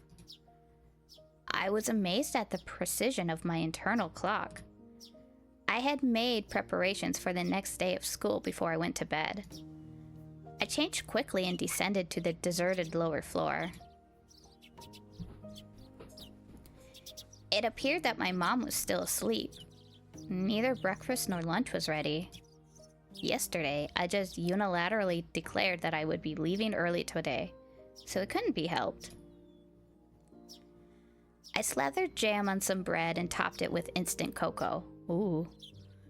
That sounds good, actually. Ooh, if it was like strawberry jam with some cocoa on top. Yes. Just as I was finishing up breakfast, Mom rose groggily from her slumber. My Kiichi, you're up early. Is there some sort of school event? Not really. Answering bluntly, I picked up my bag and stood after stuffing 2 slices of bread down my throat. Yes, thank you for stopping in. I appreciated all the good chats. And if you joined the Discord, it sounds like we can continue them. But thank you. Have a good evening. Or morning. Or afternoon. Bye.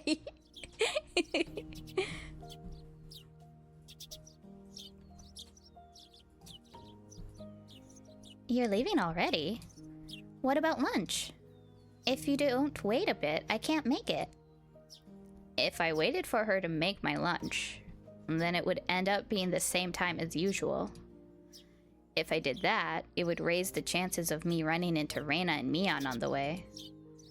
Yes, from today onwards, I was going to go to school alone.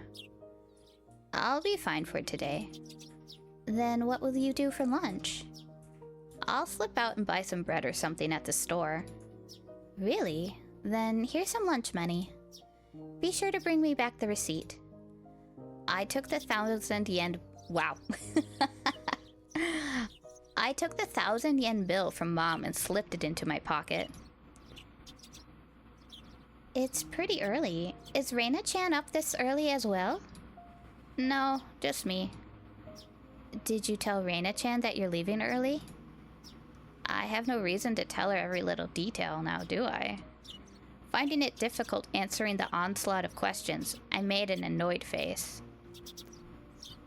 Tell Reina that I went ahead when she comes. Hey, Kiichi. Wait. It's not that I didn't trust my parents. I just couldn't rely on them.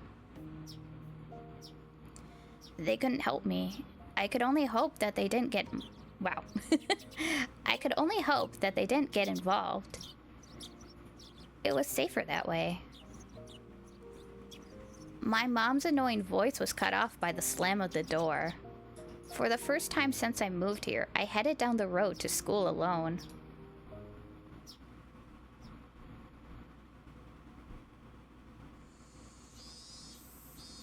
Up until now, I had always walked down the same path at the same time each day. So I always met with the same people at the same places. But today was different. I didn't meet the people I would normally, and nobody was at the places where I would have normally met them. Of course, Reina wasn't in the spot where we usually met, and there wasn't anyone at the spot where we would have met up with Mion. The length of the tree's shadows, the morning air, and the brightness of the sun, it was a completely different type of morning from what I was used to. Without a doubt, it felt strange. It left me with the impression that I had destroyed the illusion Hinamizawa had set up for me before it had enough time to to prepare all of the props needed to deceive me. Get that Pokemon. My, Kiichi-kun. You're so early today. Is everyone meeting early this morning? The person who called out to me was someone we always passed by as they were taking a walk along the edge of the fields. Their name was... I forgot. Of course, this wasn't the spot where we usually passed each other. I woke up early today, so I thought it would be a good change of pace. That's all. I threw out a random excuse. What about Reina-chan and Mion-chan? Are you by yourself today? Well, yeah. I was being asked the same type of questions my mom was asking, so I answered them in the same uninteresting, vague manner. It wasn't funny being asked where Reina was each time I passed by someone, but maybe it was to be expected. It was because for so long we were always together so amicably. No! You didn't get the swak!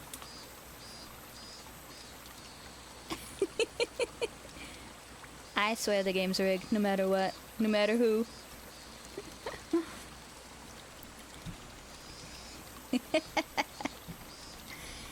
Even I felt that if I left my guard down, we could still be Stop it, Kiichi.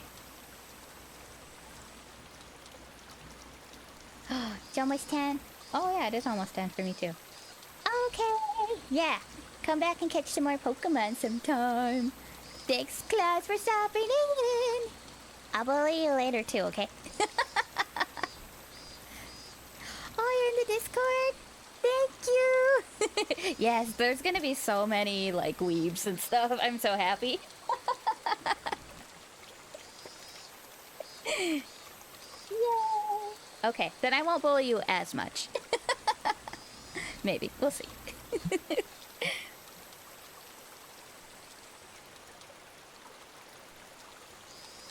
Don't think about that anymore.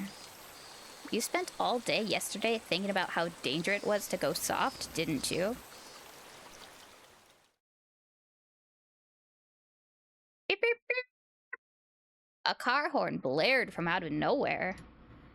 Even though I was walking, lost in thought, that horn was way too close. A mechanical behemoth barreled at me from behind, catching me completely off guard. By the time I turned around, the van's hulking chassis? I'll go with chassis. The van's hulking chassis was almost on top of me. That doesn't sound right. Who know car language? I don't. I've seen plenty of cars veer to the opposite shoulder to avoid pedestrians, but this car was doing the opposite. It felt like there was somebody on the opposite shoulder, and the van was swerving in my direction to avoid them. That blissfully ignorant train of thought delayed me from realizing something much, much more important.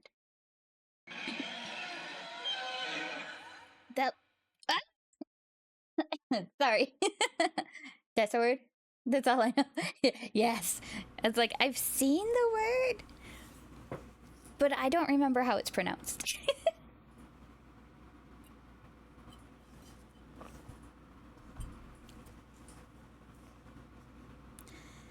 That large mass was hurtling right at me. Was it going to hit me? The inside of my head instantly flooded with a painful cold liquid. In that moment, the scene before me, no, time itself had frozen. Oh, he's about to be truck-cooned! In the silence of that frozen moment, I compared the van, so close that I had no way to dodge it, and my body, the upper half twisted awkwardly in order to look behind me.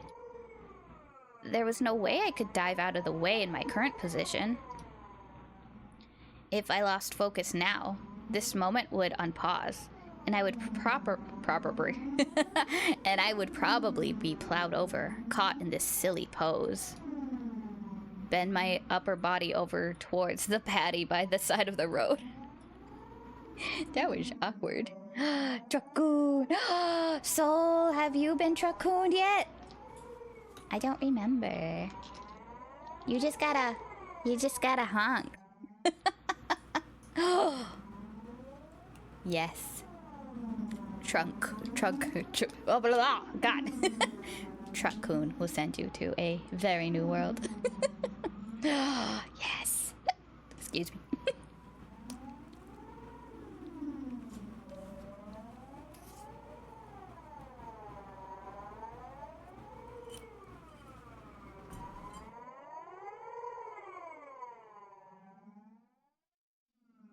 If I bend far enough, I'd get away with just being hit by the side view mirror.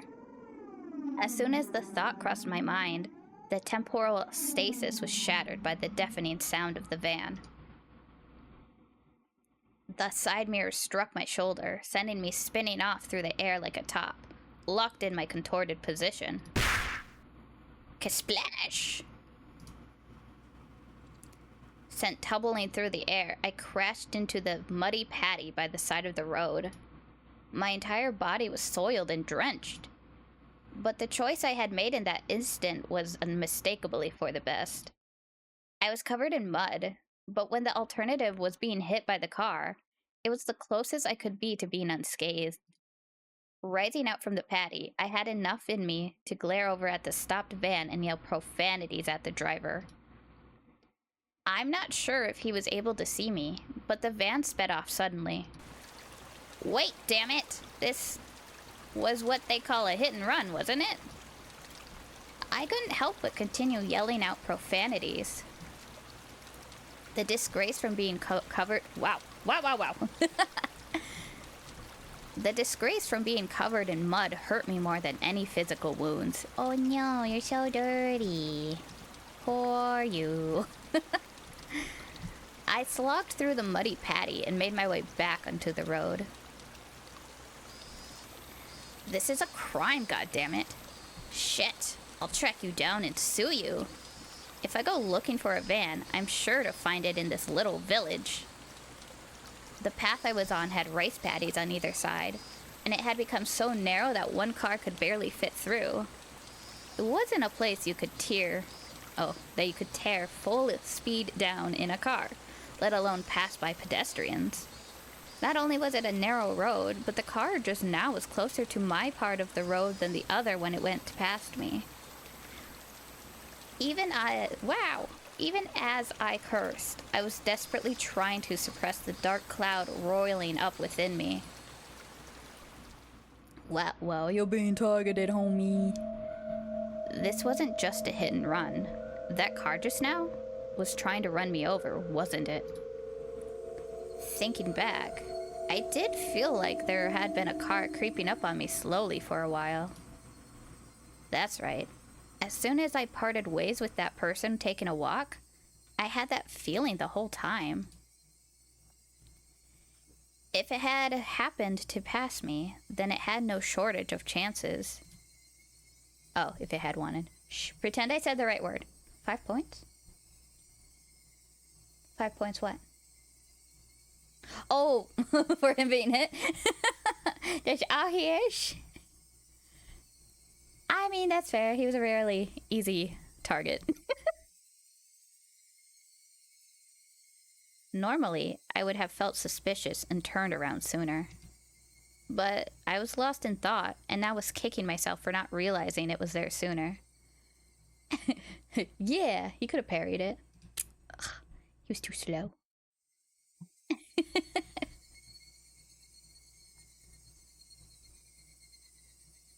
And then, when the path became narrow and there was no one else in sight, he floored it.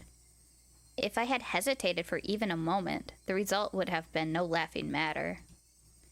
As the adrenaline rush from nearly being run over subsided, and the realization of just how terrifying the preceding events were sunk in.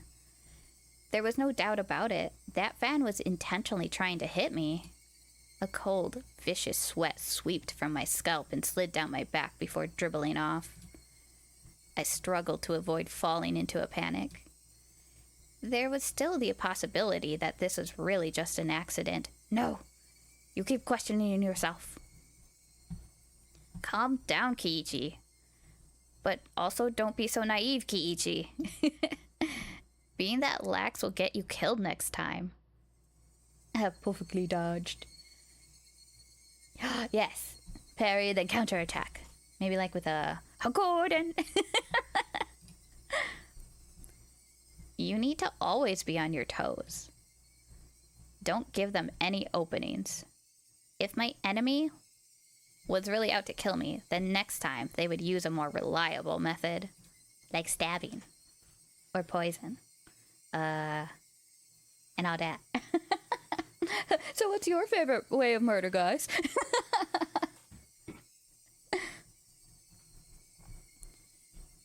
If that time came and I was acting like I was now, I being covered in mud was the price I had paid for my own naivety.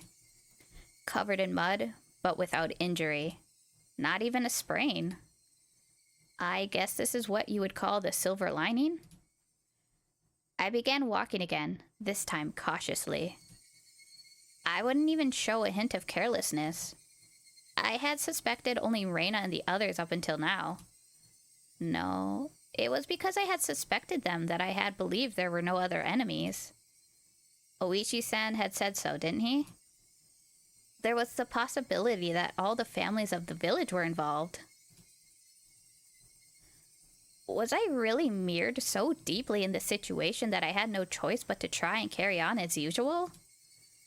Wouldn't it be safest just to hold myself up in my house? But the moment I abandoned my regular routine, everyone around me would abandon theirs as well.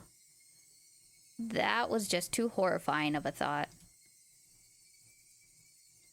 I recalled the tales Oishi-san told me of when Hinamizawa was still called Onikakushi, a frightening tale of an entire village of demons hunting their prey, surrounding them and eating them alive.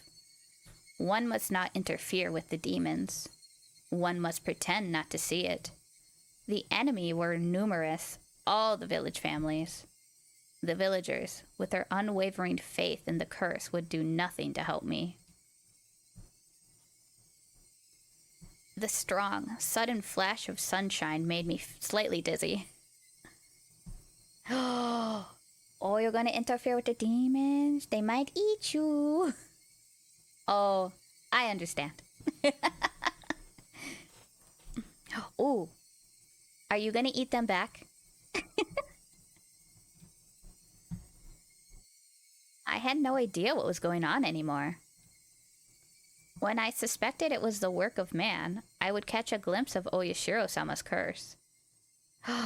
Albert, ooh, yes. Cut them down, but still eat them? I really want to eat a demon, apparently. I hear they can be, like, good if you cook them right? Right? Yeah.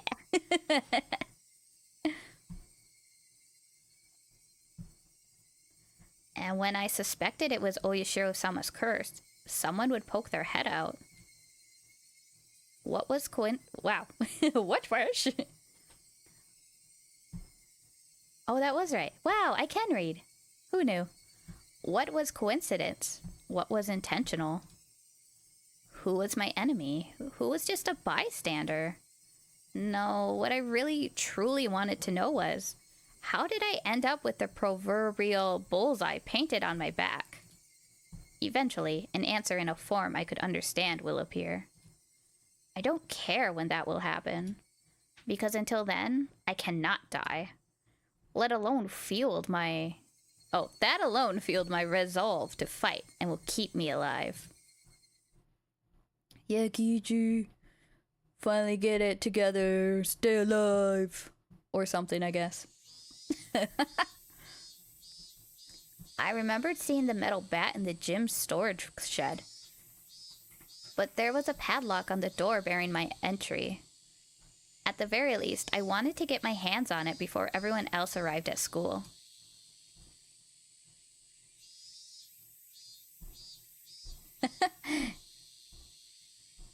Let me give the kid a sword. Yes! He'll fare a lot better. Better. Stabby. Aww, such a good name.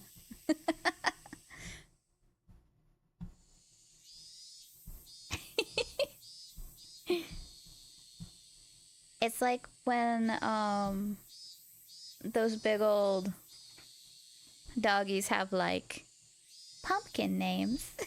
Baby name.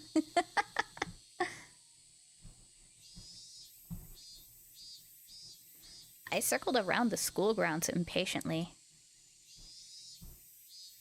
But all I could find were things like pieces of lumber, nothing that I could bring into the classroom easily.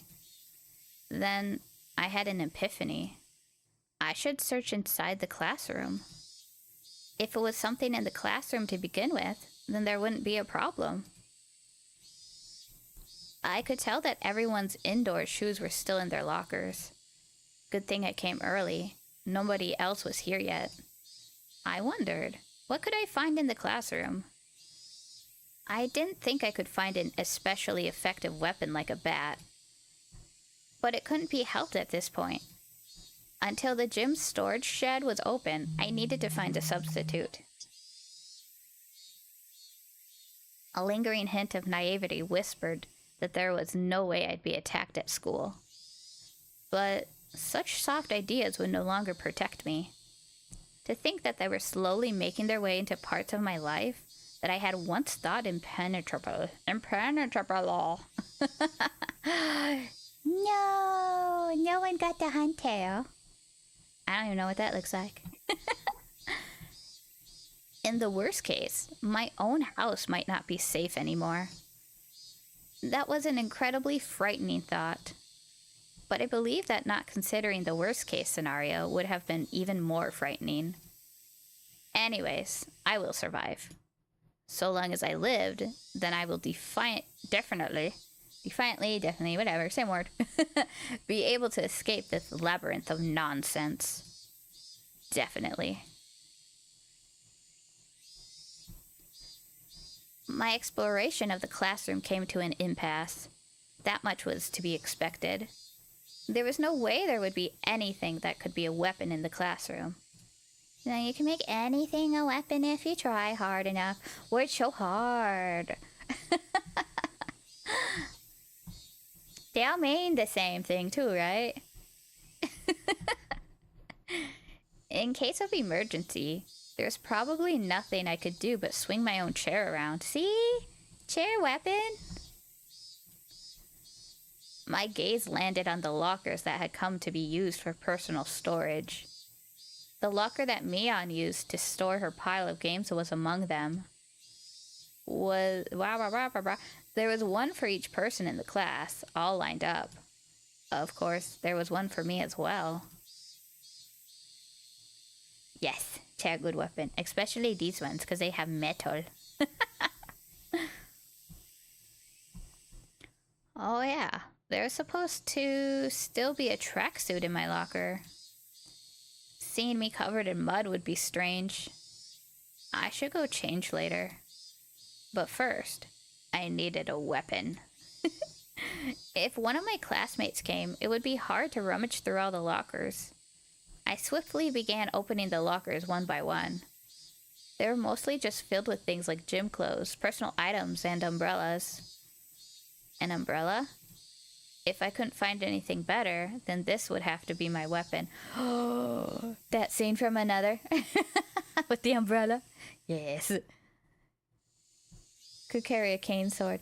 Oh. Yeah, why don't you go find that?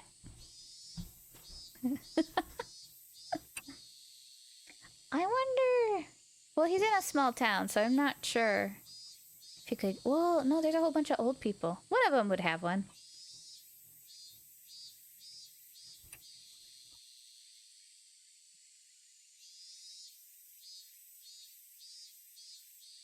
If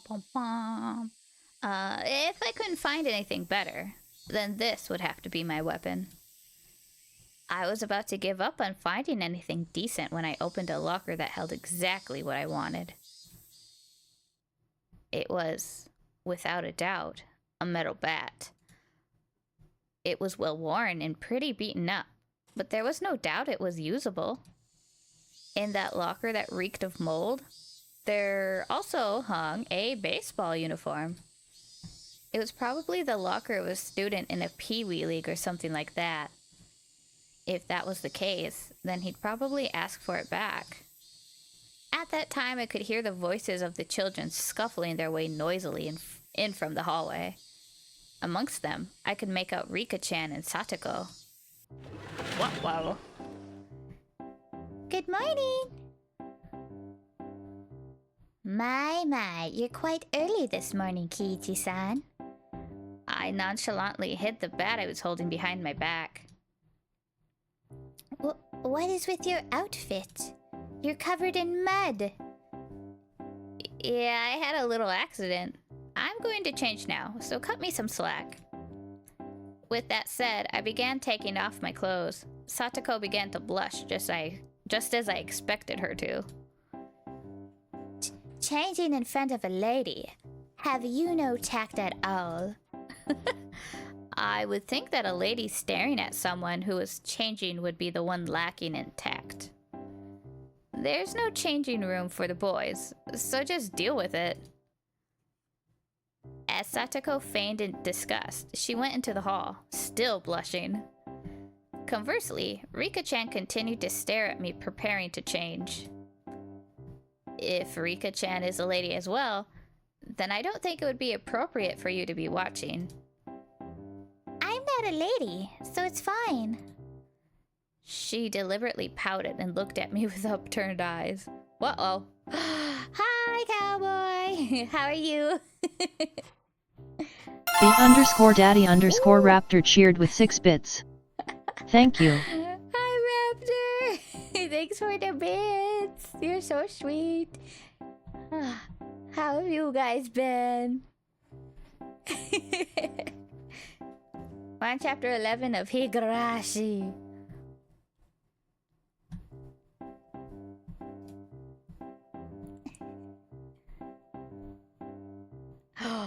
Oh. That is A-okay.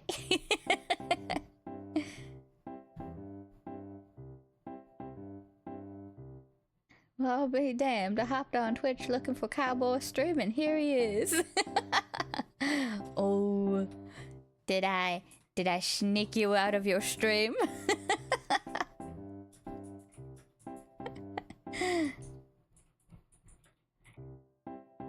Then, starting now, you're a lady. If I'm a lady, then I suppose I must. Rika-chan, appearing to be satisfied with being considered a lady, made her way to join Satoko in the hallway.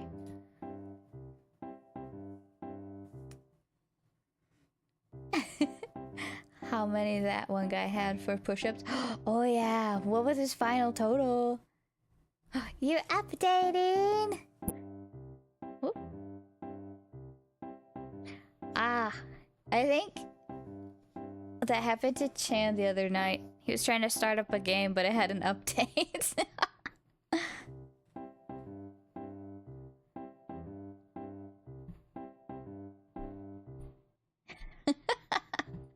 Yay! Well, thanks for hopping in, guys. Oh. Yeah, I thought you both came in together, so I was like, oh, nice. So I thought you guys were streaming or something.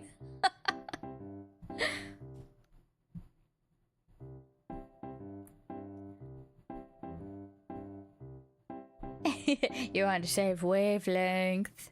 Aw, so nice.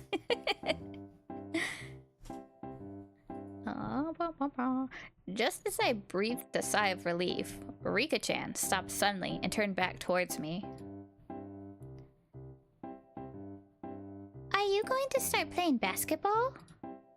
Oh, baseball, because I can read.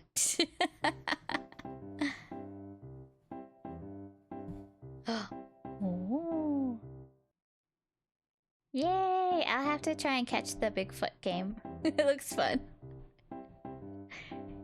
It seems that Rika-chan had noticed the bat. Yeah, just, you know, I was feeling a bit out of shape. So I thought I'd just try practicing my swing. I think it's wonderful you're taking care of your health. She was talking like an old lady despite her appearance. After saying that, Rika-chan started to leave again, but stopped and looked back at me once more. Oh, Please don't lose the bat. I can read.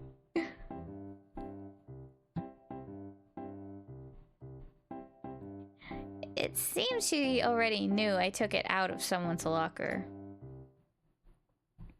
There was no name on the locker door. I didn't know whose bat it was, but I would be borrowing it until they complained. It wouldn't be for long. Just until the...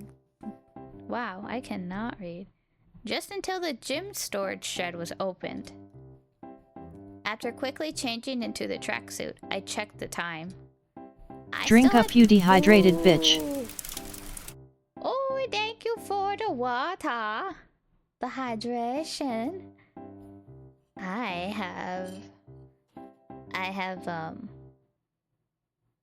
butterfly pea tea with honey, and it's super good.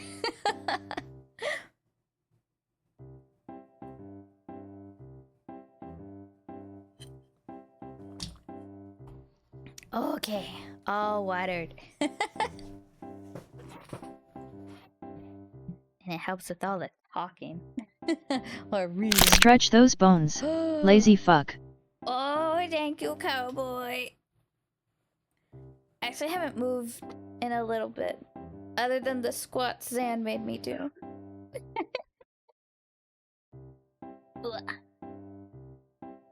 Yes, what question?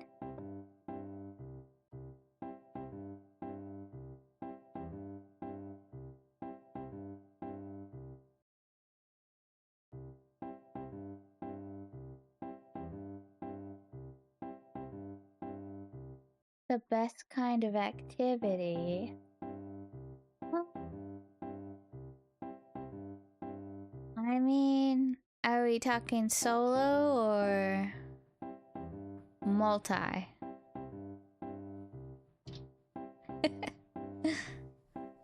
Well, I guess solo could work too.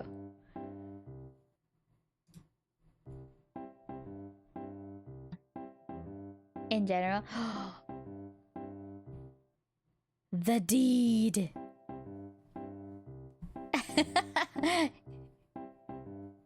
That too. But yes. You move around so much. And you get your heart rate up. And you can do it with a partner or on your own. Squatting time. Weak bitch. Roll that D1 too. So my dice roller, for some reason, isn't working on stream. For some reason, I don't know.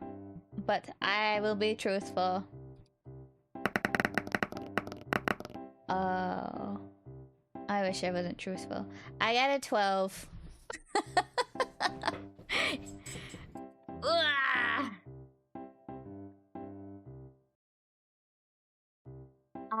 I do not. What do those guys do? You know, Zan got an 11.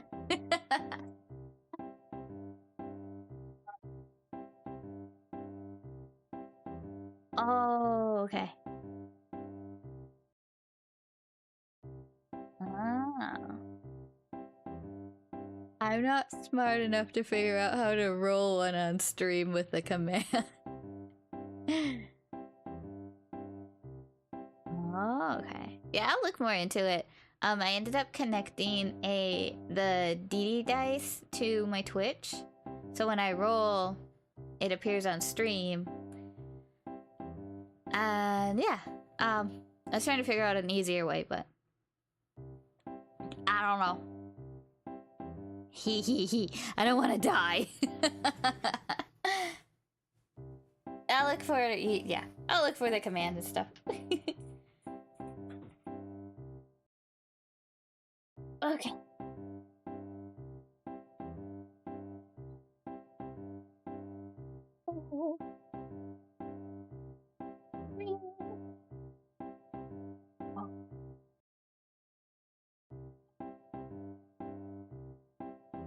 Six. 7.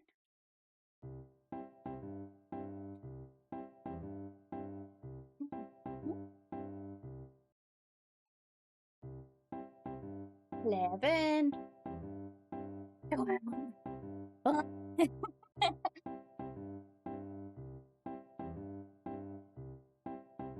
My knees cracked at everyone.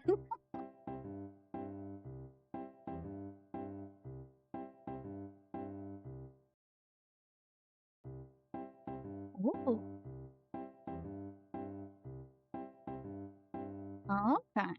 Yeah, if I get stuck,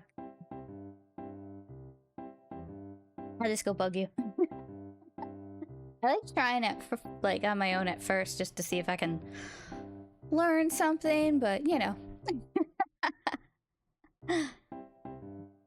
You got that bear tick.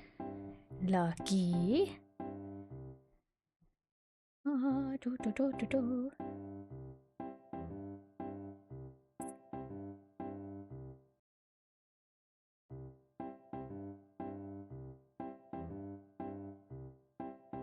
Okay. I was like, what am I doing? I'm doing things. Okay. I still had plenty of time before class began because I came so early. I took the bat in one hand and went out to the schoolyard. That was, of course, to practice my swing, for no purpose other than to play baseball. I needed to make it known I would always have a bat on me, so I could practice my swing. At some point, the sunlight had become even stronger. Disregarding my classmates as they made their way to school, I took my position in the shadow of the school building. I wasn't the academic type, and I wasn't much of an athlete either. I might get muscle pain if I just suddenly started swinging. I should at least start out with some warm-ups. I doubt anyone would think I was doing something out of the ordinary. Which was the exact opposite of my actual mental state. Oh no, he needs to do the squats too. I gripped the bat and swung lightly.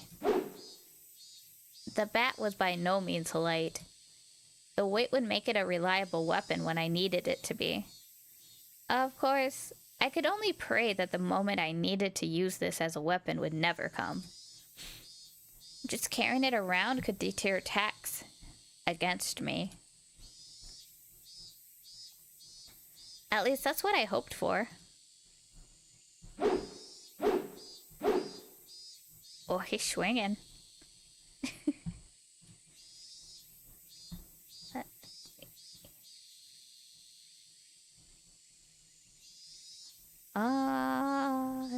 They both look like they're talking. Huh, K-chan, what are you doing? Yes, spikes or rusty nails. That'll do it. Look, I'm here to attack baseballs. Being bombarded with such a hysterical voice, I jumped. Oh, Kichi-kun, are you on the baseball team? The baseball team? It was Reina and Mion. I was surprised to hear you went off ahead. What are you doing, K-chan? Can't you tell by looking? I'm practicing my swing for the championship. You can say it's part of my diet if you want. Diet? K-chan, are you really that fat? Yes. Oh, and thumbtacks too.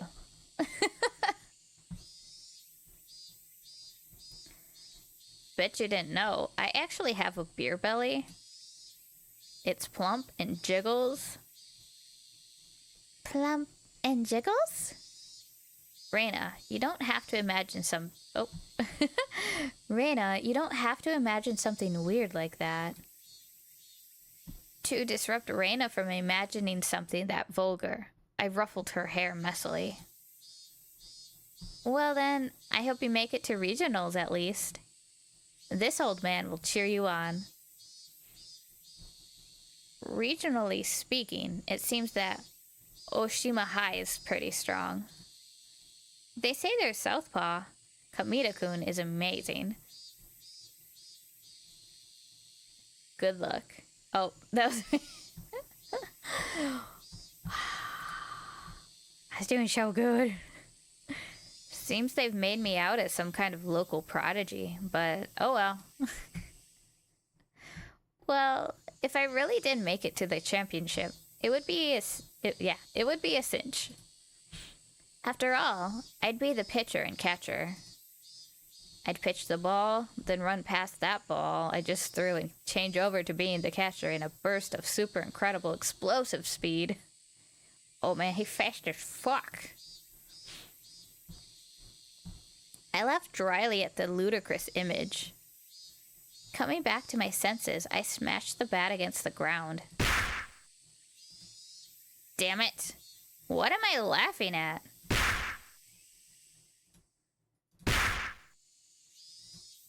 I pounded the ground over and over.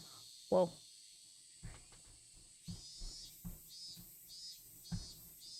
With each impact, the reverberation traveling through the bat stung my hands. If they make me smile like that, I'll nig.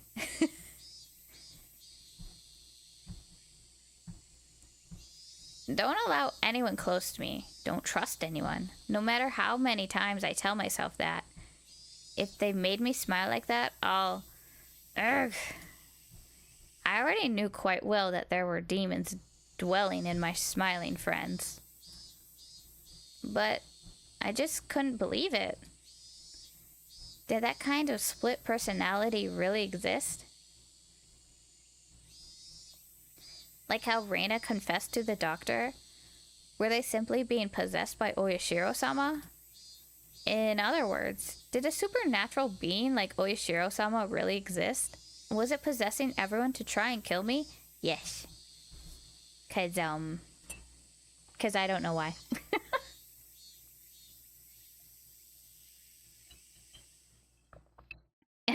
Why are you being hunted down by an evil demon god?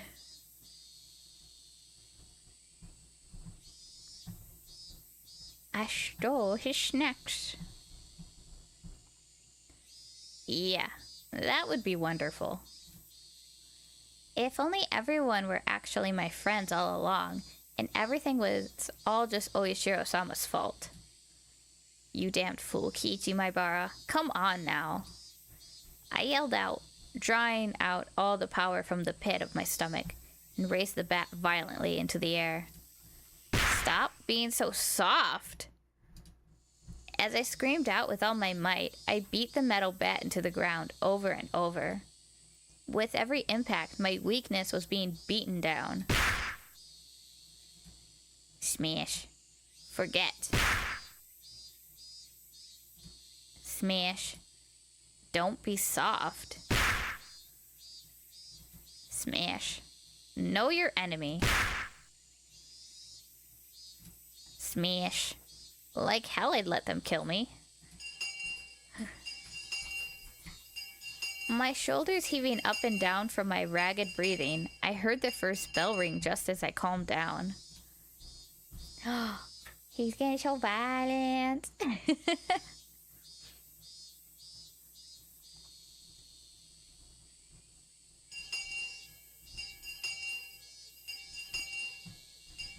I gasped with a sudden realization. That was the final bell. As I felt all the tension draining from me, I let out a deep breath. My mind was in a muddled state for much of the entire day. I didn't feel like I was awake, but it didn't feel like I was asleep either. I couldn't say it felt especially comfortable, but I felt a kind of relief that the sanctity of the school, part of my daily life, had yet to be violated. Oh my gosh. He spent all day outside, swinging a bat. I have never done that, unfortunately. You would think like the teacher or someone would be like, I know, he touched grass. Well, technically he touched dirt and mud and other stuff. But grass too, yeah. What a loser. Exactly. When you just water it a little. It's probably cat grass, because, you know, kitty.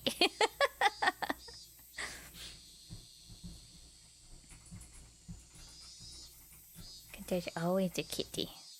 Always. How long would I have to keep on living like this? I could only grit my teeth and bear with it as this living hell slowly gnawed away at me. Kiichi-kun, come on. It's club time. Club time. The sound of Reina's voice brought me back to my senses. Come on. Come on, Kiichi-chan. Oh, wrong person.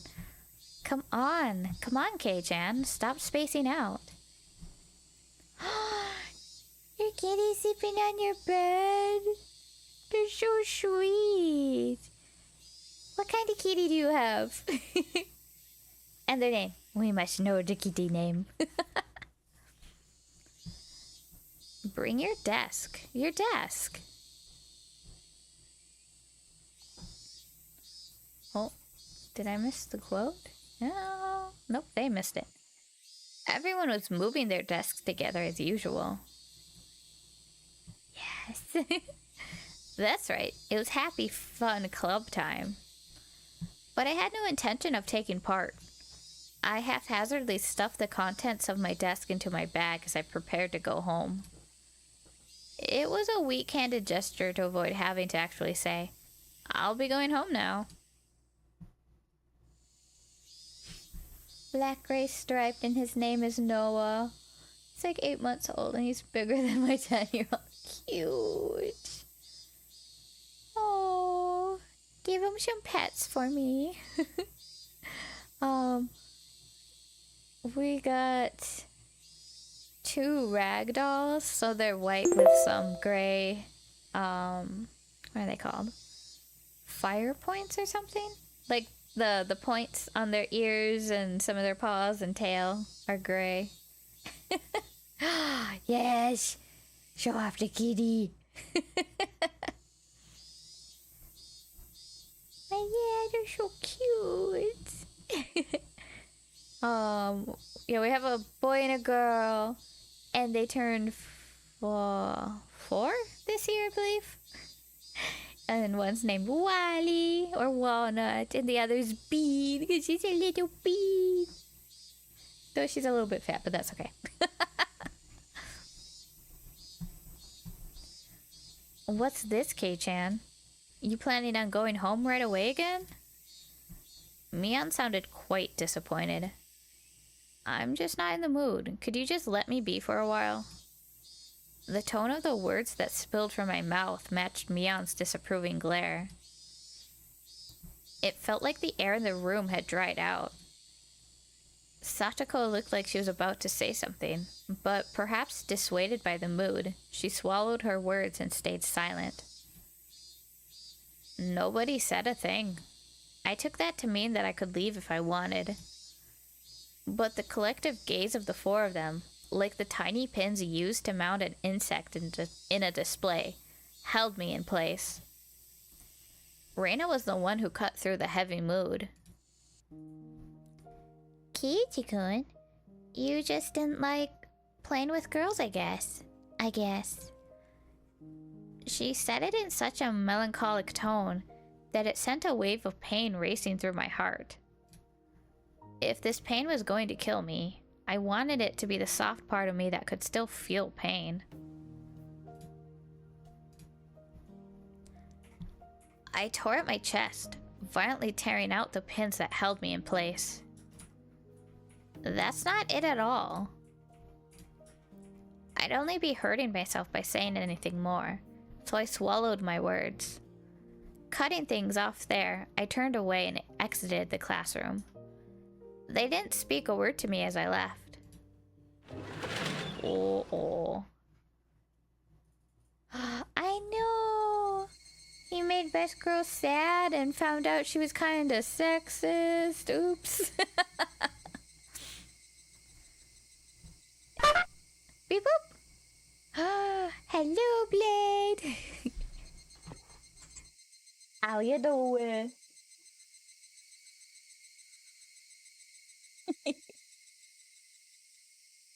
It was a long, dull trip back home, but I didn't lose focus. Oop. You made me right-click. There we go.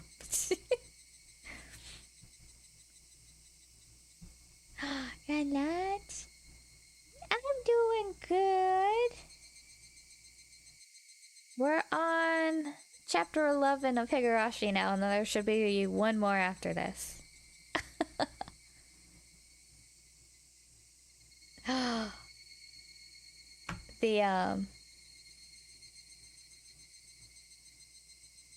The Dio meme or the cherry one?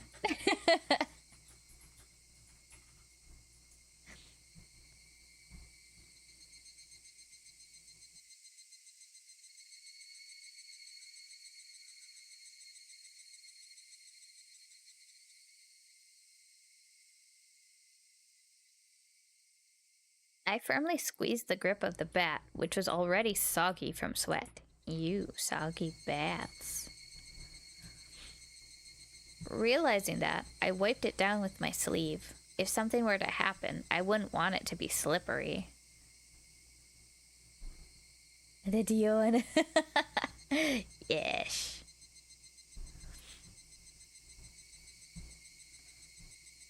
Since this morning, I'd become especially sensitive to the presence of cars.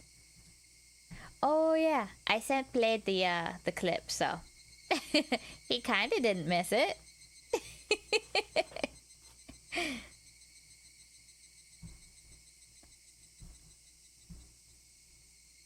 I forgot where I was. Since this morning, I'd become especially sensitive to the presence of cars. Even while walking, my ears pricked up and sought out threatening sounds and presences that could be closing in. Oh, yeah, you okay? It was like a little bit ago, so no worries. And that was why I could hear it. Without a doubt, there were footsteps. Those footsteps had matched up perfectly with mine for a while now. From what I could sense, it was just one person. But I had no intention of being careless. Did they intend to follow me like that car this morning until we were in a good location to assault me? Then it wasn't a good idea to keep walking like this. I stopped walking and looked back. The wooded path covered with trees responded with silence, as if there was nobody there to begin with. You're just hearing your own footstep echo, silly.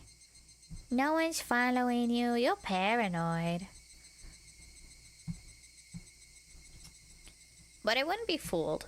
I was certain footsteps were following me. And just as I stopped, the footsteps stopped as well. Wow. Meaning, the person following me wanted to keep their distance. That was, without question, proof that I was their target. I held my breath, waiting for that presence to panic and start moving again. The trees rustled with the sound of the wind.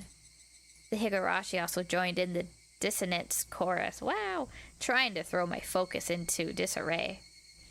Had 5 minutes passed? Or had I been like this for a whole 30 minutes?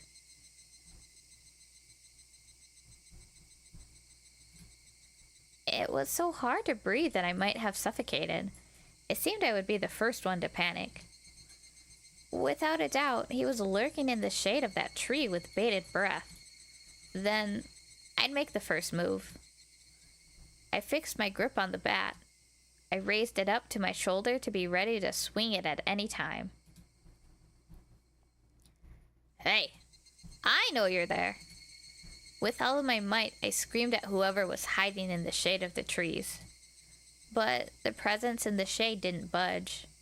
Until the moment I found them, they had no intention of revealing themselves. I know already. I know you're there. I screamed out angrily at them again, but even still, they didn't move at all. It's just trees. It's okay. Cheese? Why am I cheese? Are you gonna give me cheese? Like good cheese?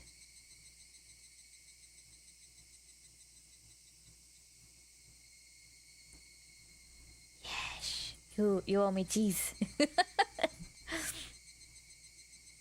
Oh, with the jam and crackers?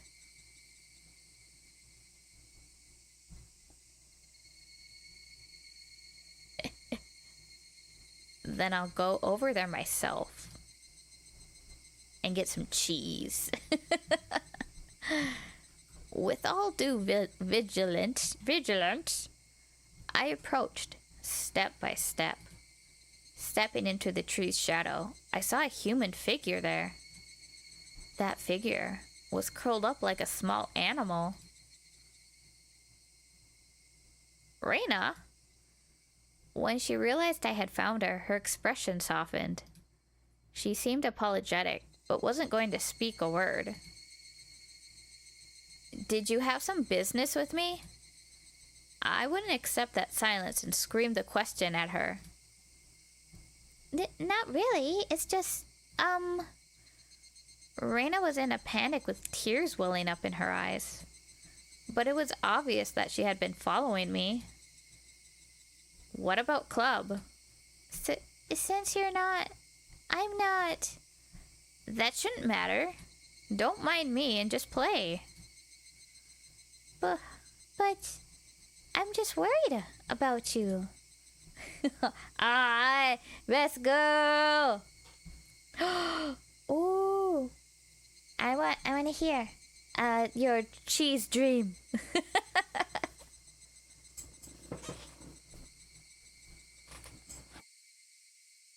Or were you just eating cheese? I mean, that's fine, but cheese.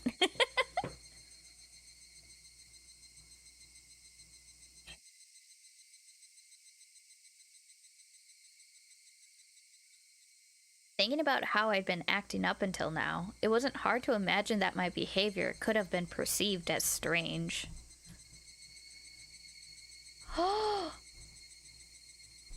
Do you really work at a cheese factory, Soul? What kind of cheese you got there? What kind of cheese are you eating, Blade? You cannot just say I'm eating cheese and not tell me the kind of cheese.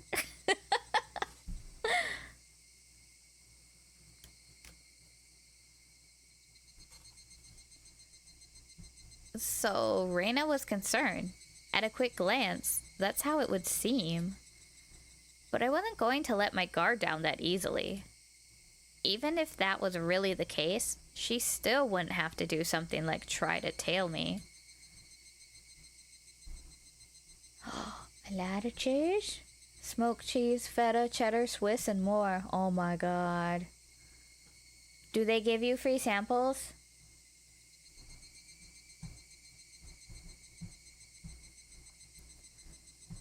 Blah blah blah blah blah. She should have called out to me when I was leaving and gone out right with me. But Reina didn't do that. She kept her distance from me and matched my walking speed. On top of that, she matched the sound of her footsteps and deviously tried to hide her presence from me. Oh, a Greek feta cheese. Oh, I want cheese now. I want so much cheese. You can eat little bits that come off the cheese as you work. I think that might be one of my dream jobs. That's so lucky. I used to slice just regular, I guess somewhat fancy cheese at a deli for work. But I didn't get to eat it. Because I didn't want to break rules and eat things. Lucky.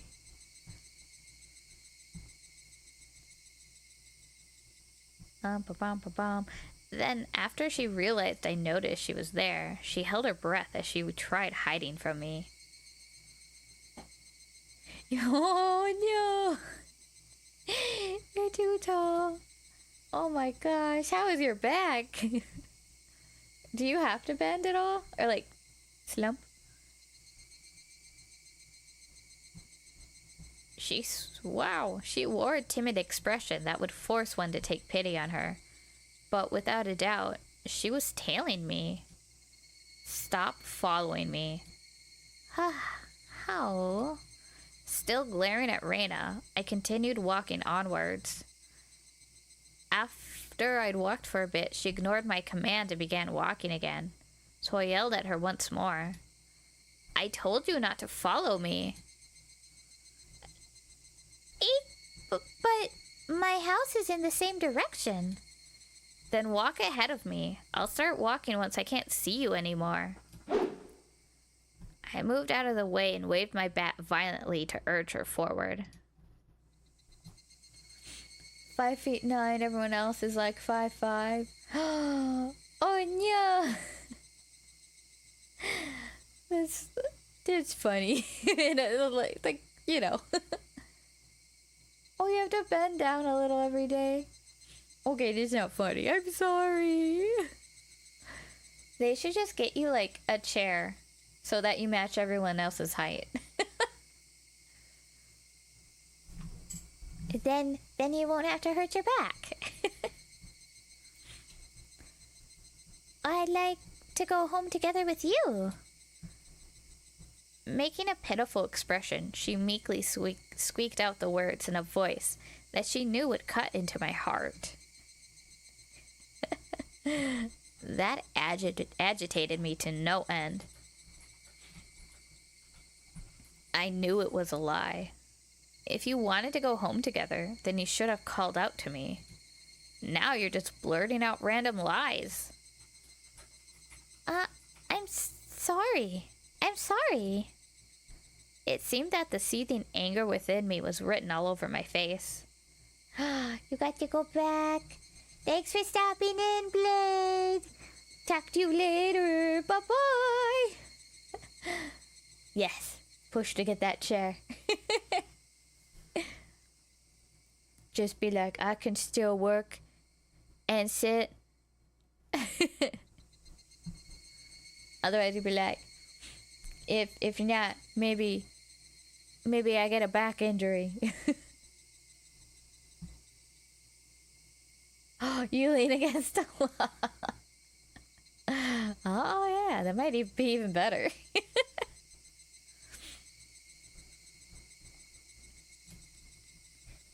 Even without me saying anything, Reina had understood what I was feeling inside. If you get it, then go. I swung the bat, urging her again to walk. Reina looked back and forth between me and the bat and started walking hesitantly, then stopped again. Go on, then. Hurry. I'm going, so please stop with the bat. It's scary. Reina guarded herself while pointing at me holding the bat. She may have realized that I wasn't planning on using this bat for baseball. I lowered the bat, but still guardedly opened the way for her. Go. There's no problem now, is there? There was nothing else she could protest. She passed by me timidly so as to not set me off.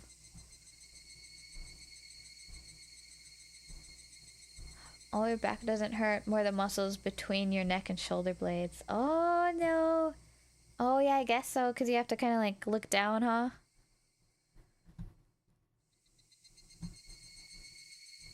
Oh, you should put some, like, tiger balm on there.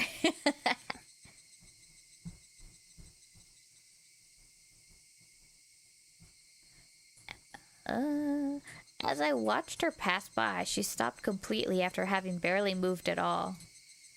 Hey, don't stop. Then a powerful gust blew past us, barraging my face with dust. Oh, I'm sorry.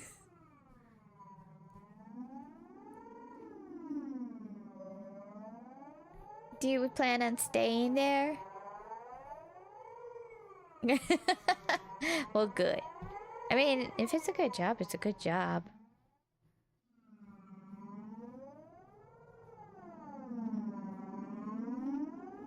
Yeah, the deli I worked at. I had to slice all the meat. Ooh, decent and easy. Good. They had the meat slicer, so I had to be like, over and over for hours. There were like, what, 20 or 30 different pieces of like meat logs you had to slice every day. Oh well. The dust got into my eyes and clouded my vision. While rubbing my eyes with my left hand, I swung blindly with the bat in my right, protecting the small opening I had presented.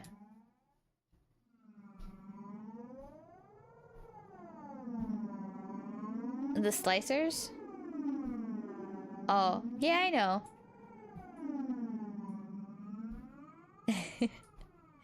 But, you know, prices be cheap. Don't want to pay for them. Rather do that because I can actually work my arms and get stronger. Yeah! I mean, Yes, my arms did feel like they were getting kind of stronger. And I was able to lift more. Like those, the boxes with the meat in it. There were like usually 2 in them. And I think they were, I want to say they're either 10 or 20 pounds each. But yeah, I was able to start hauling those around somewhat easily after a couple months. Yeah, get all big and strong. But Reina didn't even try to attack during that opening. Attack me? No, she hadn't budged an inch. I could tell from the sound of her fluttering skirt in the wind. As her skirt settled, so did the silence. At that moment, the voice inside me immediately warned me of impending danger. I was caught by surprise. The smell of the air had changed. Without me realizing it, the air around me suddenly felt like a calamity was about to befall me. It was like the air had suddenly become invisible concrete, like Reina and I were locked in this space.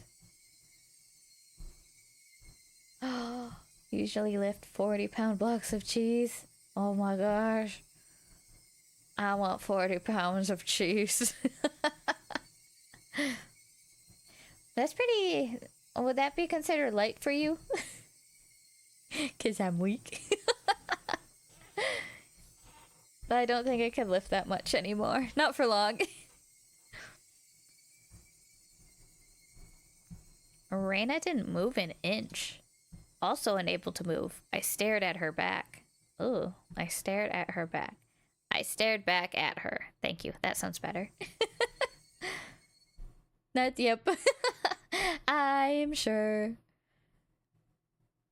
Yeah, I lost all my strength and all that when I went over to a pharmacy and then did non-physical work stuff. So I'm glad you can keep that weight up, or the weight lifting up. It's getting late here, so I'm just like brain fogging really hardcore.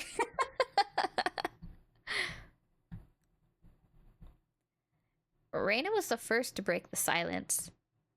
Instantly, she altered her stance. I felt like I had just witnessed her shift from Reina into that other person who looks like Reina. Whoa.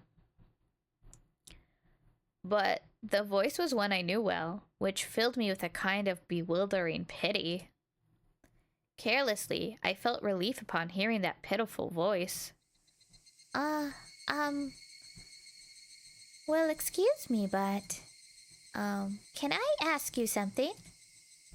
Too shy to even turn around, Reina squeezed her voice out desperately. As she trembled.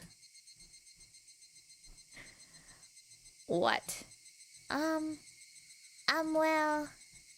Well, why do you have a bat, I wonder? The question Reina asked was by no means unexpected. I can carry whatever I want. But you didn't have one up until today. Why so suddenly? It's alright if I decide to do something suddenly, isn't it? Is it strange that I have a bat? Because, Kichi, you're not the kind of person to play baseball. It's weird. I couldn't tell what kind of answer she was looking for, and I was getting tired of answering her. I just suddenly got the urge to play baseball. Is that so weird? It's weird. She answered instantly, and that annoyed me slightly. I just suddenly wanted to play baseball, and I wanted to practice my swing, so I'm carrying around a bat. What's strange about that? Strange. Weird. Definitely. Why has Kiichi-kun also... Your ramblings are annoying me. Is it that strange for me to have an interest in sports? I tried to sound a bit more threatening to end the conversation. Until my suspicions about Reina were cleared, I had no obligation to answer her questions. I'm sorry. Don't get so angry. Reina still didn't turn around to spat out words of apology one after the next. Just one last thing. Tell me one last thing. I don't feel like talking anymore. Hurry up and go.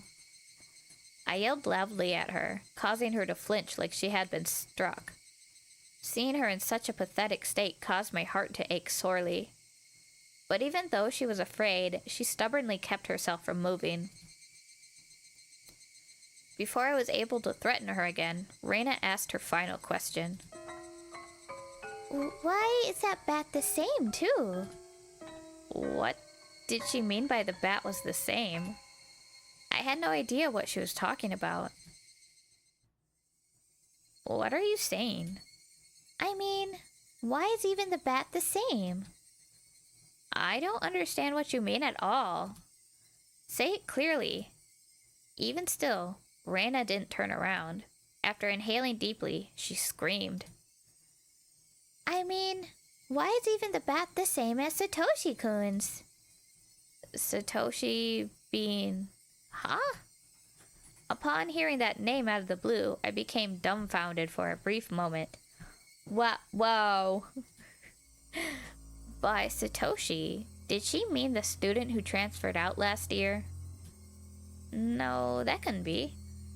Reina had tried to cover it up by saying she transferred, but Oichi-san told me quite clearly that he was missing.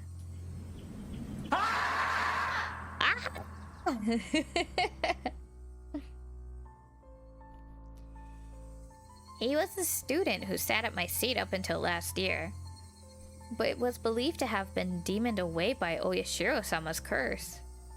I didn't know the details. There we go. That's a proper scram. I didn't know the details about his disappearance. The aunt he lived with was killed the night of the Onikakushi by a drug addict. And not long after that, he suddenly vanished and was now missing. That Satoshi and I were... What? My gaze fell to the bat in my hands. Could it be... Satoshi Hojo? It was a bit difficult to see, but that was what was written on the white tape of the end of the bat. You didn't check the fucking tape at the end of the bat? Mister, I'm gonna be extra suspicious and careful about everything now, and doesn't even check the fucking name on the bat. Wow, okay. Got it. I see. So this was Satoshi's bat. Oh, this was Satoshi's bat? Since nobody was using it, I borrowed it. That's not a problem, is it? That's not it. The way Reina said that made it seem like this bat was something that should never be touched. Like it was some sort of offering at a shrine, or a memento of the deceased. I could only stand there, perplexed and unable to respond. Reina continued speaking without waiting for a reply. Why is it that you're doing the exact same thing Satoshi-kun did when it happened to him? Reina was talking about more than just the bat belonging to Satoshi. It was the same with Satoshi-kun. He joined a baseball team, but he didn't really like baseball. What does that have to do with me? Satoshi-kun also suddenly started walking around with a bat one day. He joined a team, but he wasn't the type to play sports. What about it? I closed my mouth before I could say that out loud. Listen carefully, Kiichi. Reina is trying to tell us something important. Satoshi-kun also one day came to school all by himself all of a sudden, just like Kiichi-kun. Then one day he suddenly started practicing his swing, just like Kiichi-kun. Then one day he suddenly began carrying the bat around with him, just like Kiichi-kun. Then one day he suddenly... Then one day he suddenly... What? Reina had swallowed her words. Reina's sudden silence brought a hush back to the surrounding area. It was then that I could finally digest the content of the entire conversation. She was saying my chain of actions was exactly the same as Satoshi's.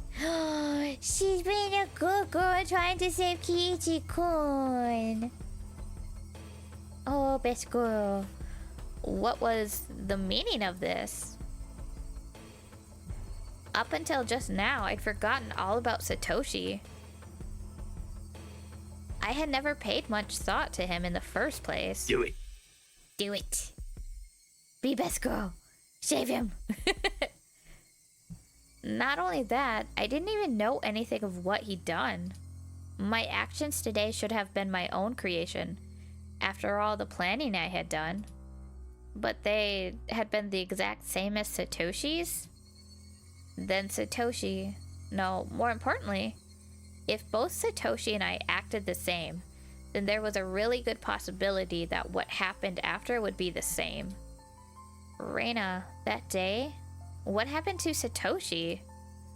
Reina knew. She knew what became of Satoshi. What?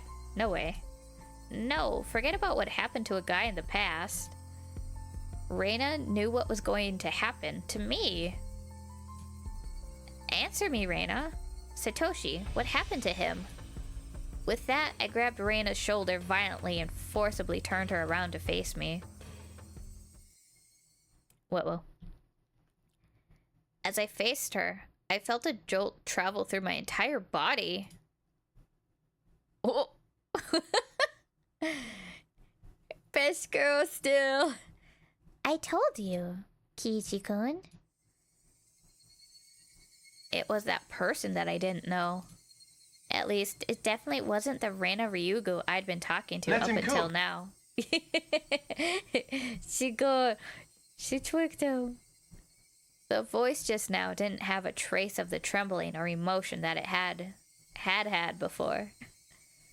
The amount of regret I felt for turning her around so carelessly was unsurpassed. That gaze that pierced like a cold needle, the smile on her face, that invoked an image of having been carved out by a knife. Like a pumpkin. Kajuk. He's a little pumpkin. Chills went down my spine. My mind froze under a layer of rhyme. Both of Reina's eyes pierced through mine, leaving me unable to look away. You didn't say the magic word. Uh-oh. He didn't say please. As if to remind me of the fear from that time before, Reina brought her face close to mine, so close that I could feel her breath. Kiss. Her face had filled my entire field of vision. Then, her sharply shaped lips grew even sharper. Like the curve of a crescent moon, she grinned. I told you, Kiichi-kun. After a short pause, Reina repeated. My brain's leaving me. Reina repeated the same words again. Satoshi-kun, you see, transferred out. Transferred meaning what? What Reina meant must have been some new definition of transfer that I was previously not aware of.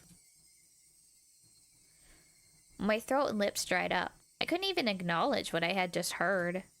All I could do was swallow down my own saliva. It would seem that Reina saw that as a nod. She pulled her gaze back and spryly stepped back 2-3 paces. As she did, my legs gave out and I fell to my knees pathetically. Reina and me on my knees underneath her emotionless smile.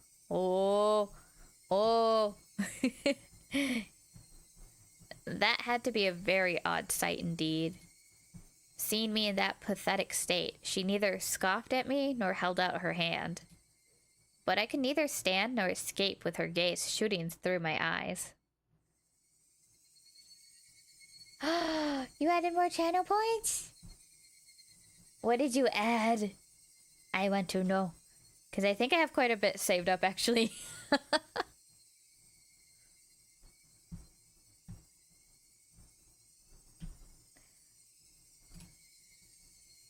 There was undoubtedly a metal bat in my hand. But right now, it was useless to me. I was like a fly caught in her web. Heavy sweat beaded all over my body. I could feel it dripping from my skin. And more fun things! Yay! I'm excited to check them out.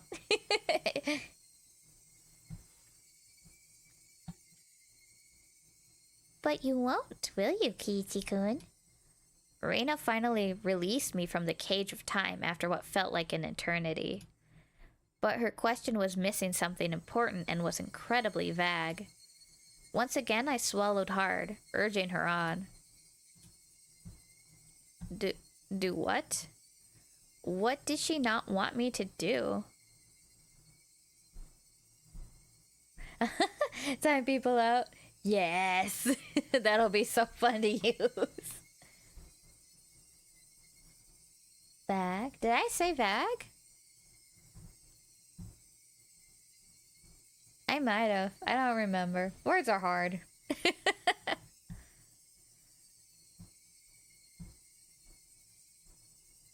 Well. Oh well.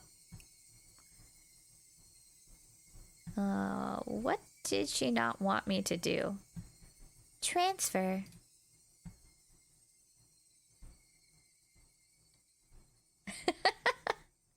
Oop.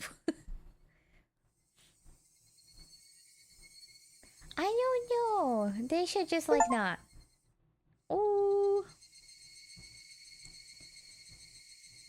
Satoshi and I had what?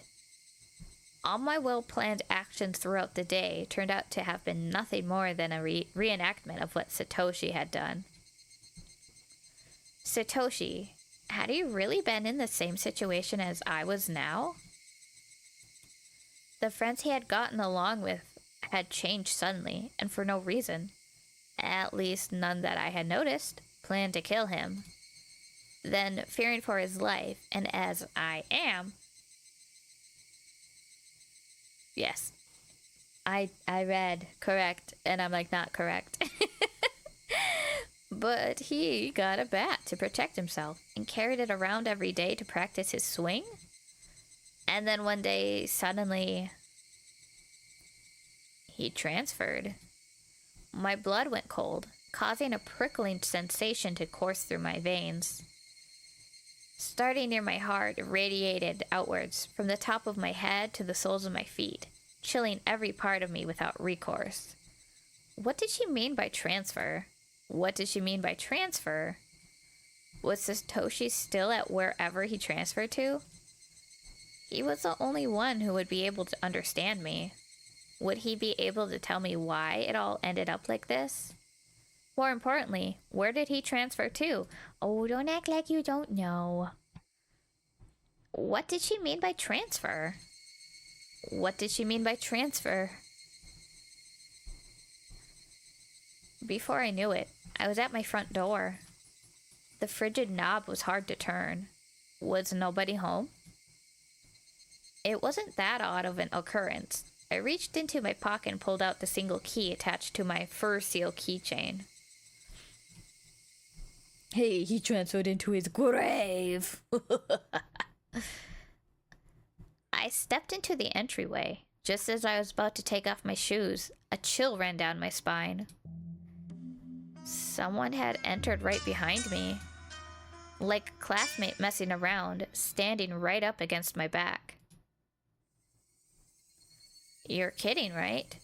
It had to be my imagination. Logically speaking, it was impossible for someone to be able to hide their presence within my personal space all the way through the door.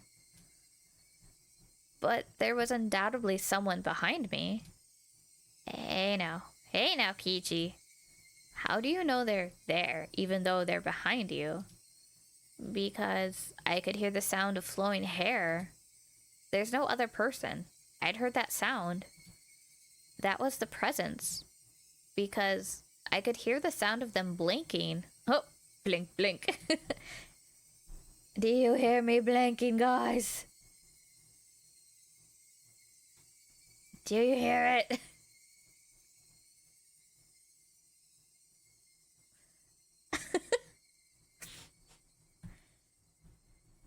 Kiichi Maibara, there's no way you could hear that.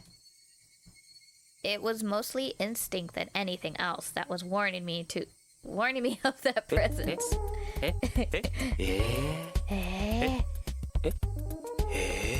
Yes. The Higurashi.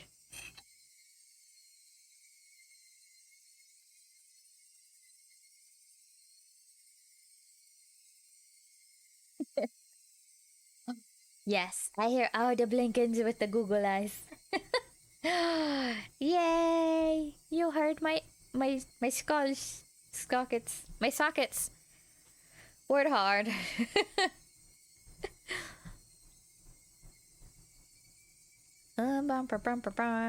It was mostly Accent time, bitch. Set a 5-minute timer. Your best southern. Squatting time, weak bitch. What? Roll that D1 too. At the same time?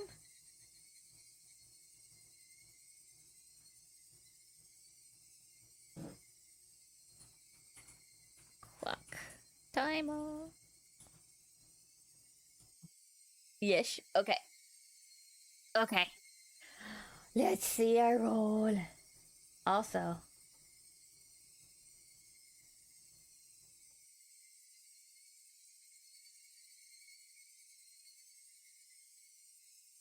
Drink up, you dehydrated bitch.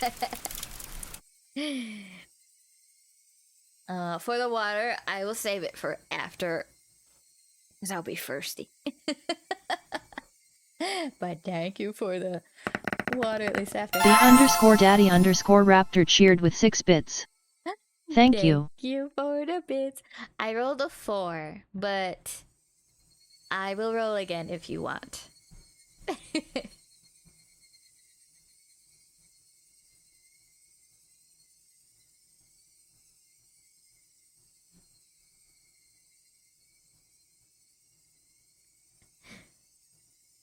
Four is fine. Aw. Okay.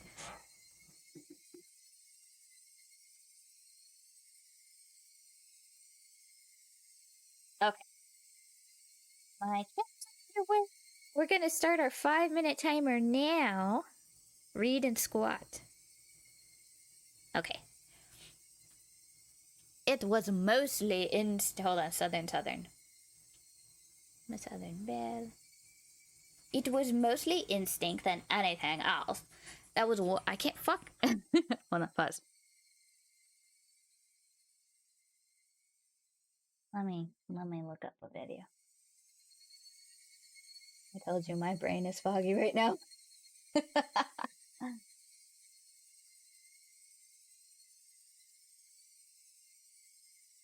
Southern classic.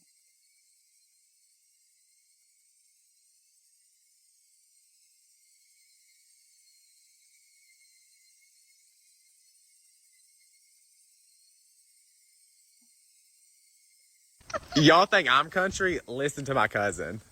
Listen. Toilet. Toilet. Ought to. Ought to. Boil. Bowl. Rice. Rice. Oil. Got it. Okay.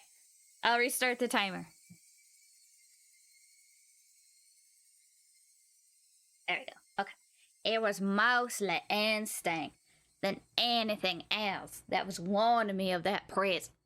Common sense was telling me that it was just my imagination. It was just my imagination. There was nobody behind me. I began to erase the mental image of an eerie figure standing behind me. But at the same time, I asked myself, if there was nobody, then what was I feeling? As an uncomfortable sensation crawled up my spine. I think I did more. I did more than 4 squatties. Actually, wouldn't it be better if there was somebody there? If there was nobody there when you turned around, would you be able to accept that?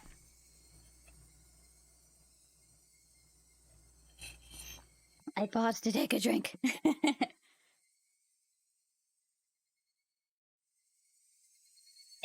Okay.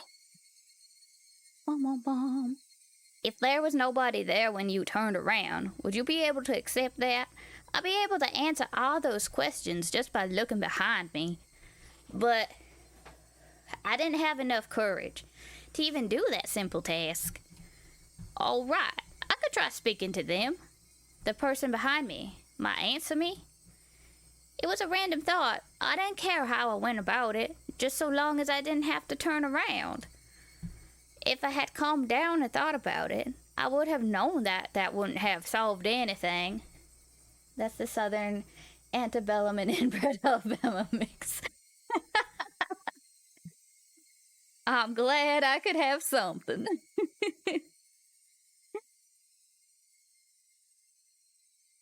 If I had calmed down and thought about it, I would have known that wouldn't have solved anything. Oh, I read that. Whoops. Hannah, hi. How you doing, girl? Tanasitu has offered right talus bone to Hallow. Thank you for the bone there.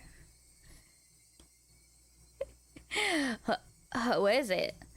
I spoke in such a hoarse, broken voice that I couldn't believe it was my own.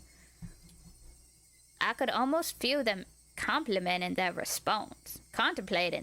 response. I felt it. There's no way I should be able to do that. Calm down, Keiichi. It's all in your head. That time, I was certain I heard it. As if hesitantly trying to answer my inquiry, I was certain I could hear the sound of somebody inhaling. I heard it.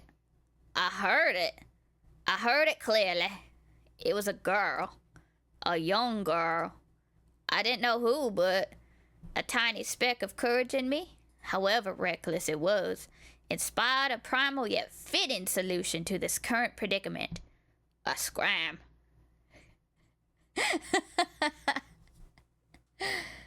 The_daddy_raptor cheered with 500 bits. Holy Thank shit, you. Raptor! I thank you for the biddies. You didn't have to give that much. I still got a minute and a half to fulfill this.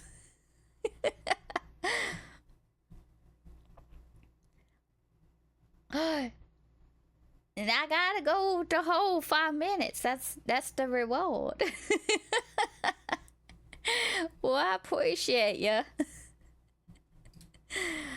All the force in my body released from my lungs and through my throat, ceasing all thought processes in my head. Suppressing all my thoughts and emotions, I began to collapse like a house of cards, somehow managing to twist my body and look back as I did so. It was definitely there. Right there. Somebody was there. Until the moment I turned around, until I brought the area behind me into my field of vision, they were definitely there. Falling face up, my eyes traced the remnants of the presence suspended in the empty space. It couldn't be. They were invisible? They looked like they weren't there, but were they actually still standing there? As I screamed, all the emotions I was holding back burst free in a violent wave. However, I was decidedly calm as my emotional dam collapsed. The turbulent wave of pent-up emotions was skillfully diverted into a torrent of aggression.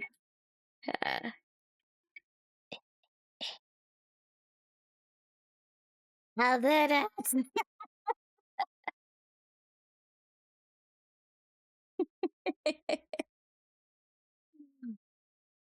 Oh, thanks, guys. Oh, yeah, apparently I'm okay-ish at Southern and some hoity-toity British.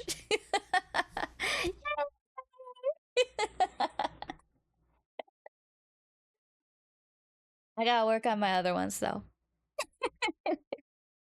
We'll get it, Joe. It's fun.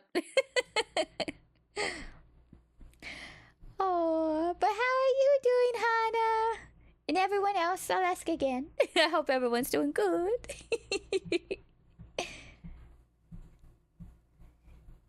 Now I have to remember how to speak normal. But I thought you were in the South-ish.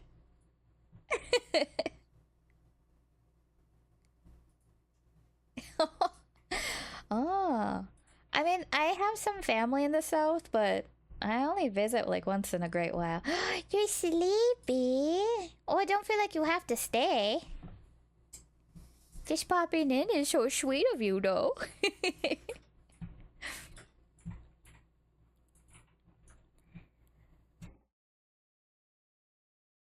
It running my bones. Yeah, 24 hours.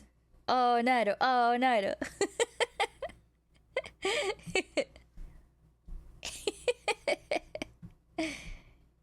Oh, yeah, we don't want Hana to die.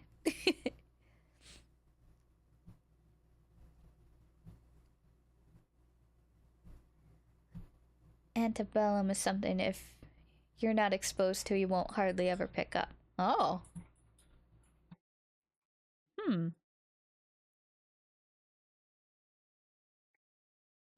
I think they're my southern family people were a little more rural, if I remember.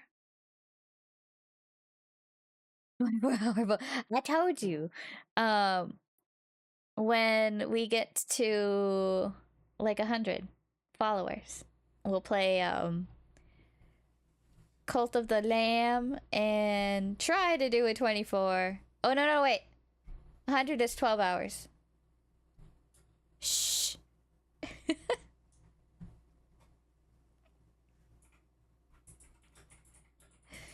Southern accents are based off of how intelligent they sound. Inbred Alabama is the worst antebellum. Inbred Alabama is the worst. Antebellum is the best. Well, yeah, I'm glad I don't sound inbred. Or at least not as much. What did you clip? No. I took it back. We'll see. I don't know if I could do a 24 hours straight because I get so sleepy. Maybe like a 12 and 12? We'll see. We'll see how we are at 100.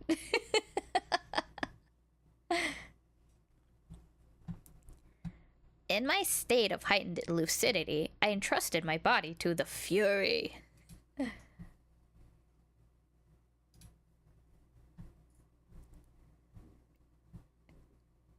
Raised with the Mississippi Hick, which is one step under antebellum. Aww. Thanks, Hana, for stopping in. I hope you have a good night. Get some sleep.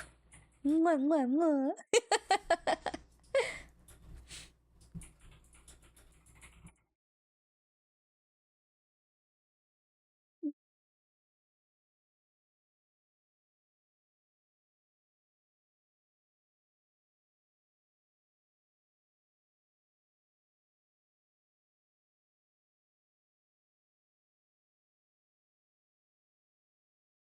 Wait.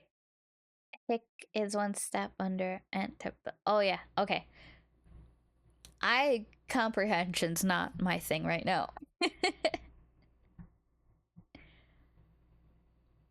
Oh, I don't really hear much of an accent when I watch you stream. But I'm also very bad at that stuff.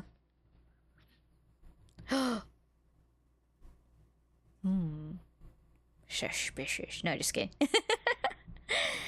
The metal bat held firm in my right hand as if drawn there by a magnet. A mid-level sweep would be the hardest attack to dodge. I remembered reading something like that from a book about swordsmanship or something. We still have all the perks of the low-tier southern. However, your first thought isn't we sleep with our cousins, lol. I have a drifter's accent. Nah. I wouldn't. Exactly. No cousin sleeping there. Oh, I mean, I don't know if he'll go more into it because he's just like, I don't know, I guess I read a book.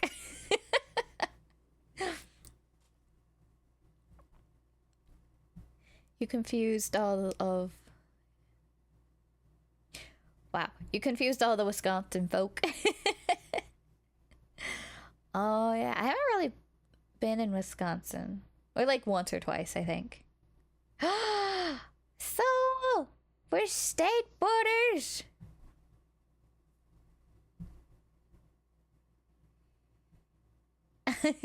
Sound like you're from here, but also sound like you're from the south. Huh.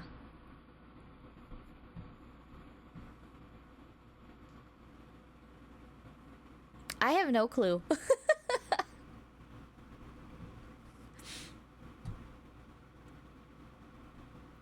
Yeah, I'm not sure where that part came from. Yeah, I haven't been down south in like decades.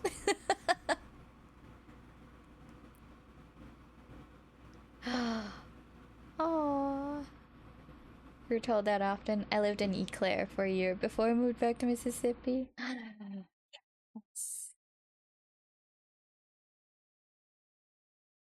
Going to bed. Got work tomorrow. One time watching. Good night, so thanks for stopping in and talking weeb with us. I'll talk to you later. You too. Thanks for stopping in, guys. I appreciate it. Yeah, I think I'm probably gonna head to bed soon too. Night, everyone.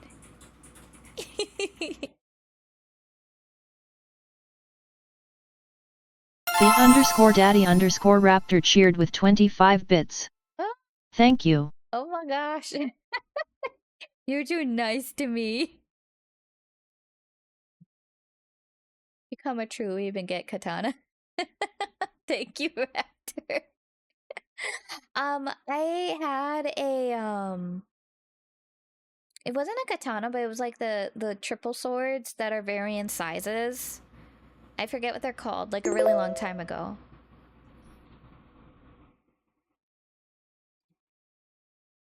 I don't know if we got any other swords right now. Oh, many websites. Are they expensive? Because I can't afford like anything right now. I mean, I can at least look and admire. Yes. But yeah, if you want to send me some websites, that'd be cool. I'll look.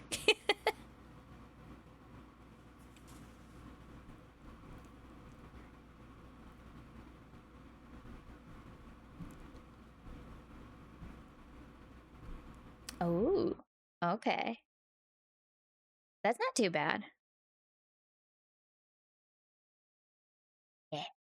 Send me some links, please.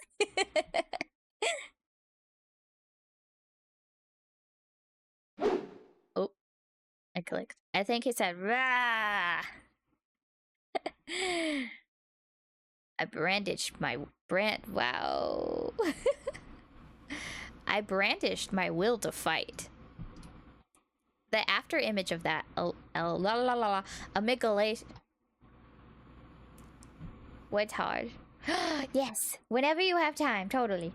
Thanks, Soul. Have a good night.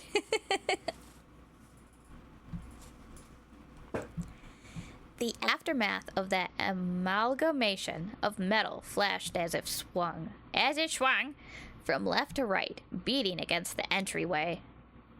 Oh, it's an entry beater. Rude. What did that door frame do to you? The bat slammed into the right wall, the tip rebounding violently. Verily. Very calmly, I transferred the force of the rebound into a sweep to the left. The door of the shoe cupboard was split into pieces.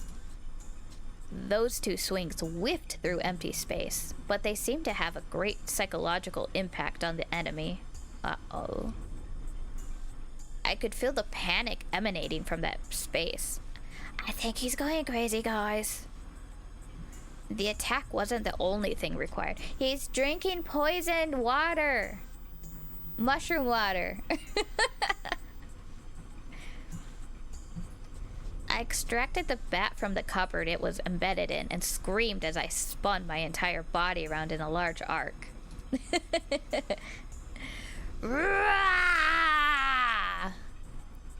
My screams shook the air, imbuing my ferocious swing with even more destructive power.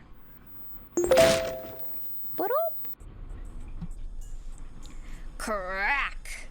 Without mercy or restraint, my violent strike, with certainly fatal force behind it, shattered the top of the cupboard. None of my attacks struck the enemy, but my ferocity had certainly seemed to impact them. Breathing heavily, my entire body soaked in sweat, the invisible enemy, there, but not there, dispersed. When I was certain that the enemy had retreated, I locked the front door and latched the chain. No way. Had it only feigned retreat and was now inside my house?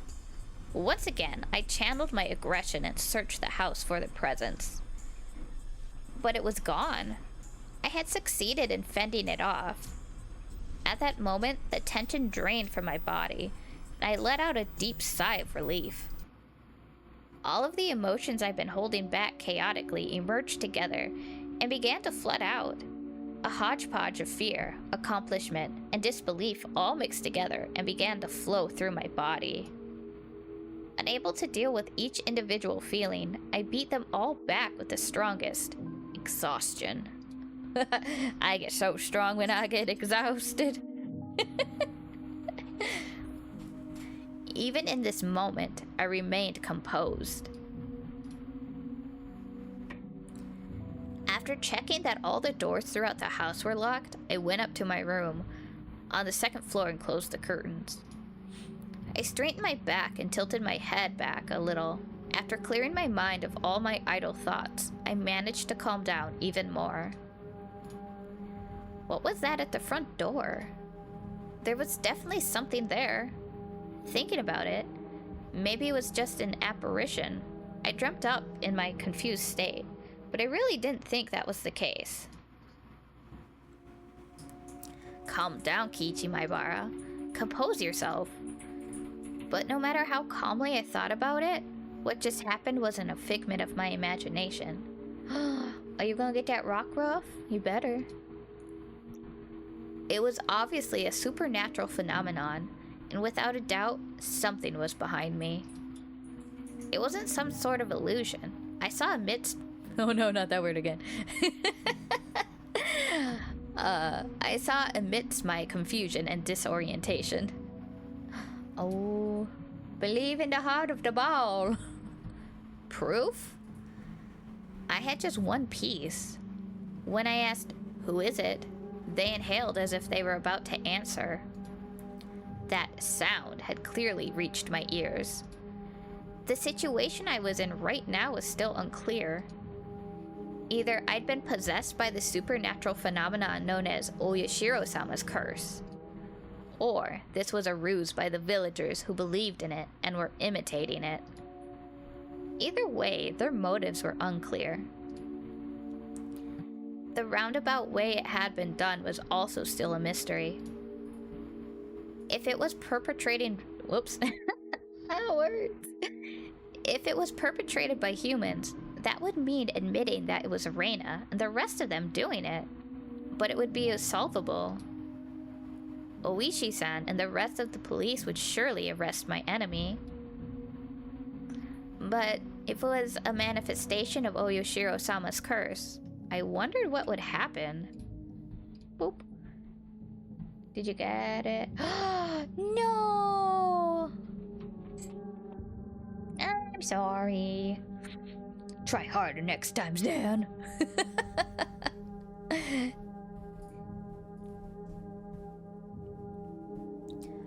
Oishi-san very clearly declared that curses didn't exist. At that time, those words were pretty dependable. But as things were now, with the rising possibility that the perpetrators were not human, he suddenly seemed quite unreliable. If I told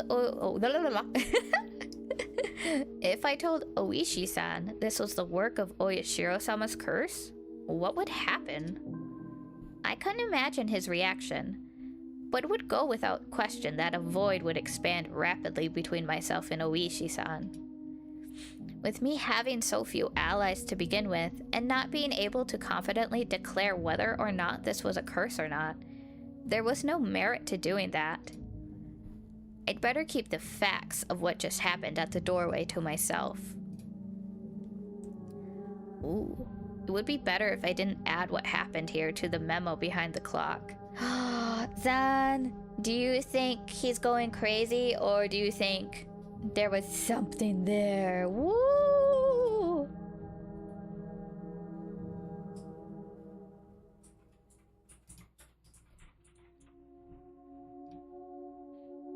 You think he cray-cray?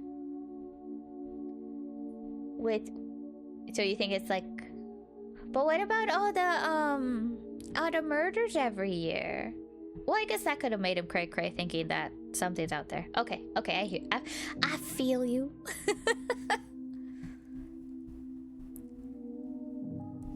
There was still the ever so slight possibility that I was actually confused when I thought I was composed. And I was just going berserk in the entryway. You think he cray-cray too?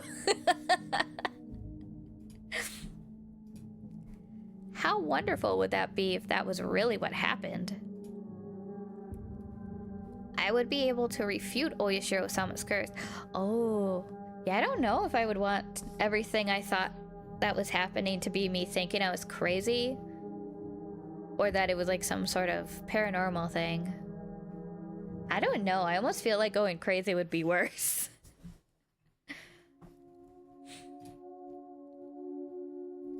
But if I denied Oyashiro-sama's curse, then that would mean admitting that Reina and the rest were the perpetrators.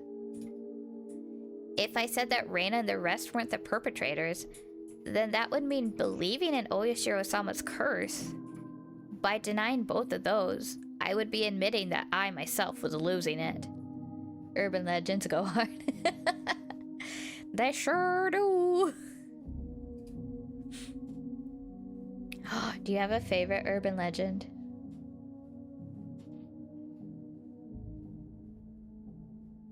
I have to think about mine. The three options from which I couldn't choose became a trilemma. Yes, became a trilemma of sorts. They mixed together and formed a whirlpool in my mind, making my head spin. Once again, I straightened myself and leaned my head back, slightly to cool myself down. Calm down, Kiichi. Accept what has actually happened as reality. Stop thinking of anything more than that. But I couldn't help but think of it. How wonderful it would be if it turned out I was delirious and everything up until now was a figment of my imagination. Oyashiro-sama's curse wouldn't exist, and I would still be besties. Oh, the Jersey Devil. Yeah, he's a good one. Oh, similar to Jersey Devil, I also... Oh wait, I think they're considered the same. Spring-tailed Jack. I'm pretty sure he's considered the same as the Jersey Devil. Never mind. I don't know. I don't want to say Mothman, even though he's super cool, but he's super popular. Oh, the Mongolian Deathworm, though, is really cute. I go with that one. He's one of my friends. I would still be bestest buddies with Reina and the rest. Well, okay. That's what besties mean, homie. You can still be besties with Reina. I would have to be crazy. That was the first time in my life I'd ever wished for such a thing.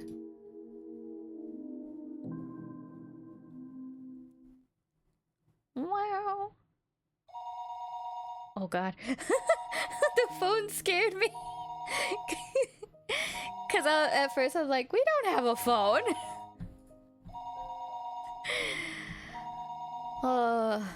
The phone rang noisily downstairs. Generally, there were no calls. We're sorry. All of our representatives, other value your call. We value your call. Oh, thank you for valuing my call. I will wait.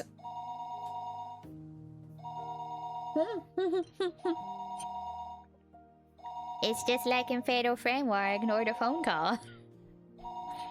We can just listen to this for like 30 minutes straight, right?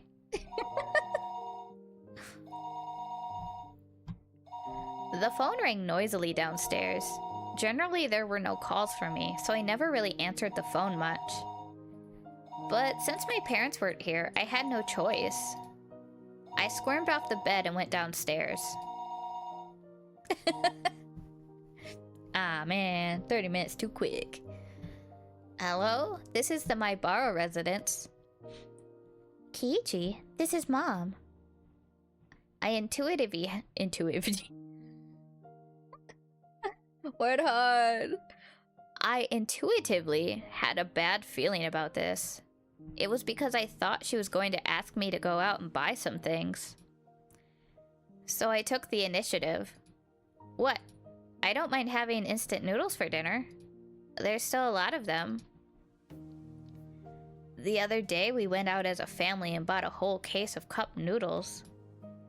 I wanted to get a bunch of different kinds, actually, but they refused since the individual packs were expensive. So instead, I got a whole case of the mega-sized pork bone and ginger flavored ones I liked.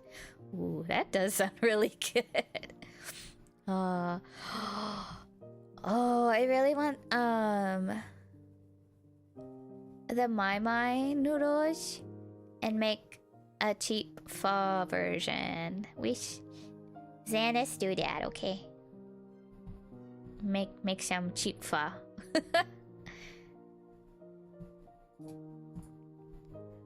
But my parents don't like strong flavors and didn't touch any of them, so the cupboards were still full of them. So you see, there really isn't a need to go shopping, right? What's that? What do you need help with?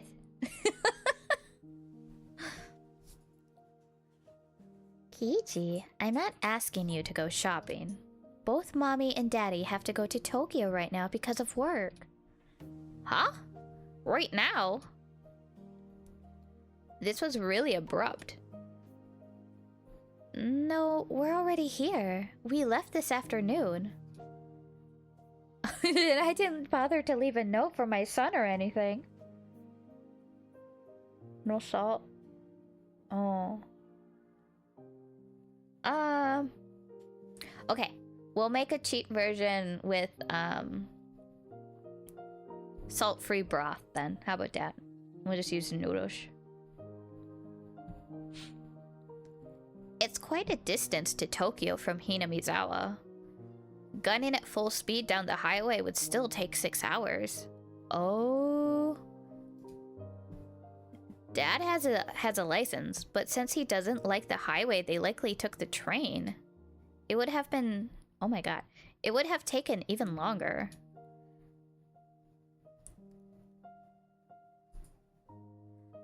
I'm thinking you might understand since you heard us speaking last night, but it has to do with Daddy's contract. Right now, things aren't going so smoothly. Now that she mentioned it, I did remember that they talked all that time about how his how his job prospects weren't looking so good.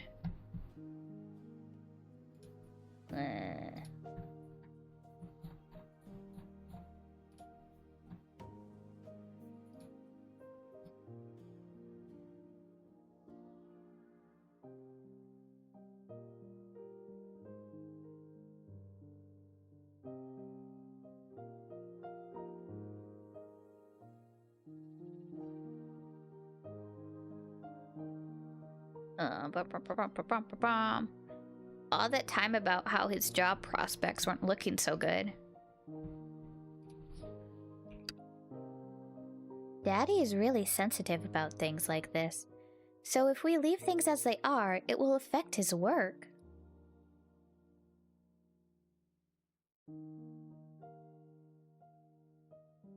Part of my father's particular fragile artistic personality. His emotions changed as easily as oh my god, as easily as the fall sky. I can weed sometimes, I swear. Sometimes. You could also just say he couldn't take criticism. But something like that can be done over the phone. Kiichi, this is your father's job, so can you support him a little, please? Anyway, it's just faster to talk about it in person, so there wouldn't be any misunderstandings. As their son, there was nothing more I could say once they started talking about work. Why couldn't Mommy just stay back and Daddy go on his own, huh?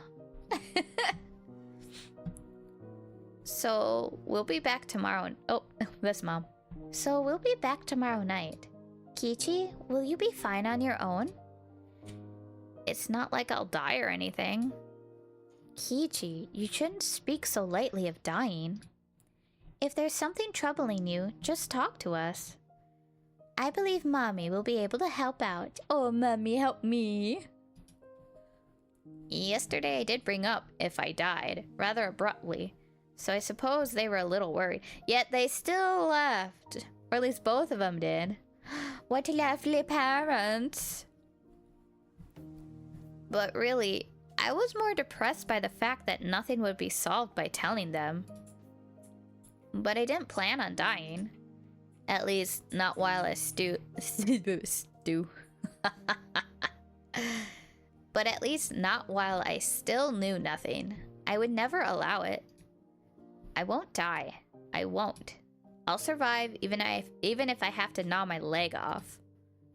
Yeah. See you then. Tomorrow morning, make sure to wake up and eat your breakfast. And don't forget to take a bath and brush your teeth. Yeah, see you. The call ended like that. She didn't even say love you.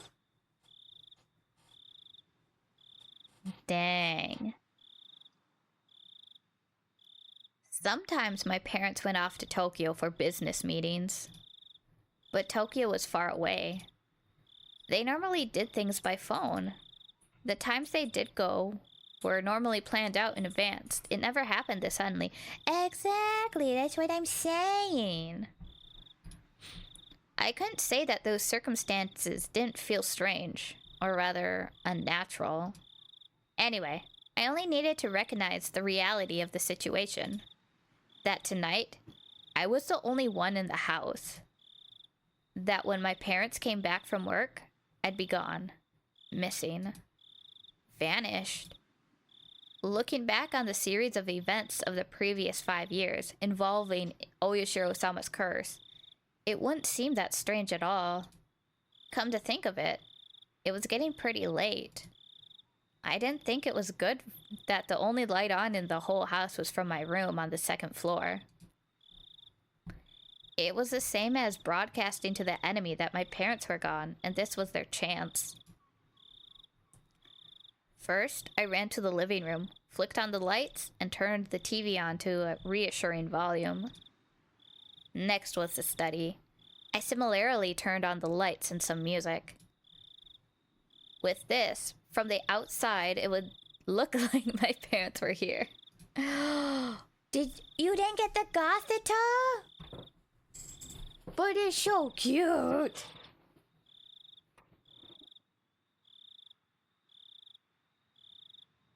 Once again, I went through the house, checking to see if there was anything left unlocked. When I saw the veranda and the laundry still hanging out there, I went pale. That would have made it too obvious. I needed to take it... Wow, I needed to take it down. I know, it's so rigged. I snatched. He snatched. Wowza. No, because I would try to grab it too if I saw it in time. I snatched down the laundry haphazardly and erased all traces that my mother wasn't there. It should be fine now. Ah! The garage! They hadn't gone all the way to Tokyo by car, but they had gone up to Okinomiya Station.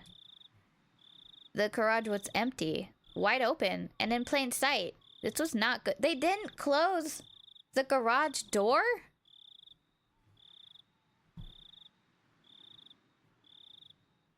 What kind of fucking parents are these? Oh yeah, we're just gonna randomly leave you to go way into the capital last second, and then we're gonna leave all our laundry out and the garage open, and you know, whatever. I panicked and rushed out the back to close the normally open garage door. It should be fine now. I needed to get the paper. Mom always got the paper. Since they left in the afternoon, the evening paper was still out there. My premonition was correct. I pulled out everything from the mailbox and dropped it in the entryway. With this, for sure this time, it should be fine. Come to think of it, leaving the cupboard busted like that from my little freakout was kind of bad. I just say I tripped and fell, and the bat I was holding smashed into it. Even so, just leaving it in the blah blah blah, just leaving it in its current state wasn't good. I should clean it up a little before Mom got back and scolded me. Oh, he cares about a smashed cupboard, but not throwing mochi at the wall. Oh, phone again. I remembered that there was a broom and dustpan in the closet. As I was going to get them, the phone rang once again. Hello, this is the Maibara residence. Oh, is this Kiichi-kun? Is your mother around? She isn't here anymore. You idiot, Kiichi Maibara. Don't reveal that your parents are gone. You can follow up still. Calm down and take care of it. I think she'll be back soon. That wasn't a good response either. Now they might say they'll call back. They'll call again. Or to tell her to call them when she comes back. Then, that's fine. It wasn't anything important. Well then, sorry for the bother. The scenario I feared didn't play out, eliciting a sigh of relief. That call was fortunate in more ways than one. I'd have to deal with more telephone calls coming in for my parents tonight. Oh my god, how many calls do they get every night? That sounds like torture!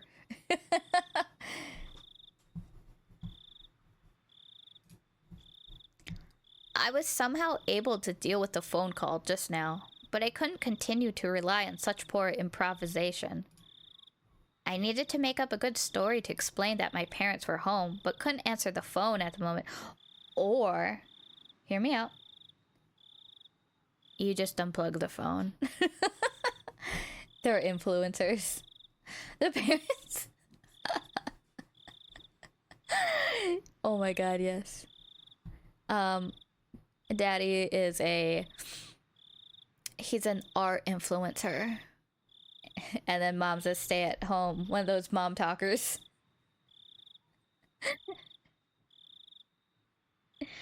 I love it.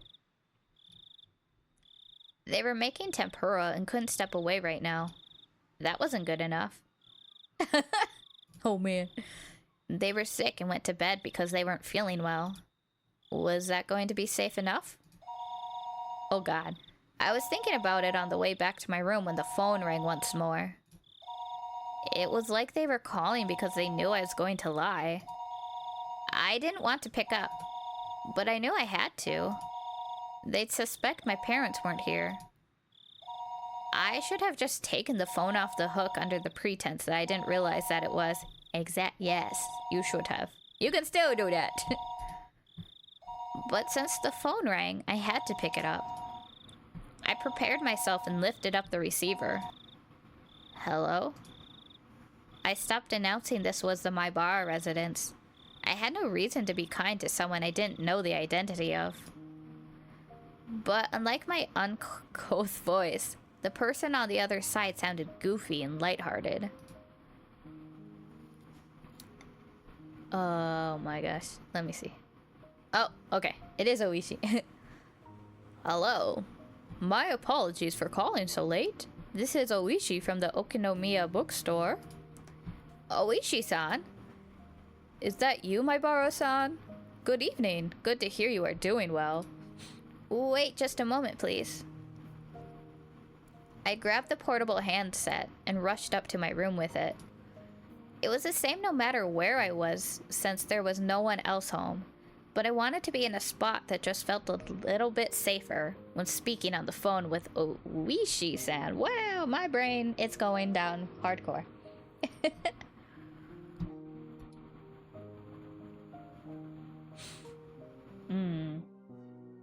Do you think we should finish the chapter? Or do you think we should end here?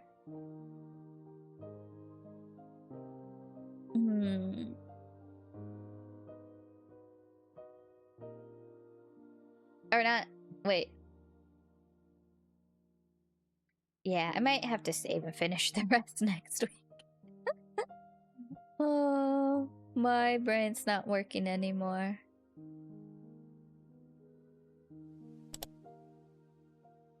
Okay. I'm no more close, but I think this would be a good spot because he's probably going to tell Oishi everything that's been happening up until this point. So we'll have like a nice reminder of what's going on. I'm crashing so hard.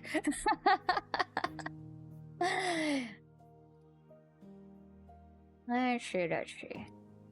Let's see who we can raid to.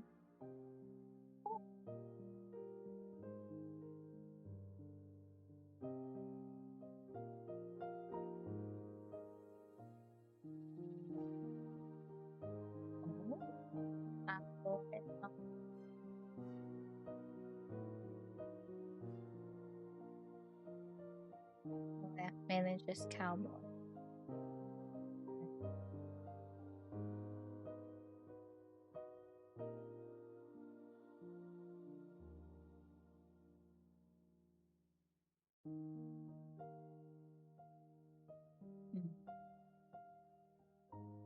Okay. I guess, do you want to see...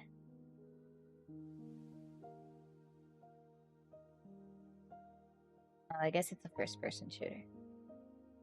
Do you want to see a first-person shooter, or do you have anyone recommended?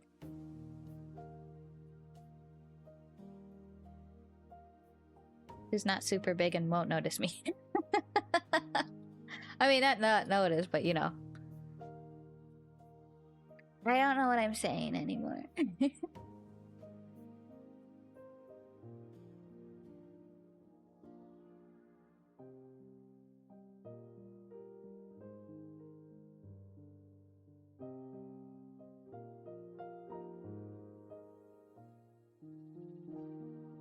That's okay. Yeah, maybe we'll just end it for tonight. That'll probably be better.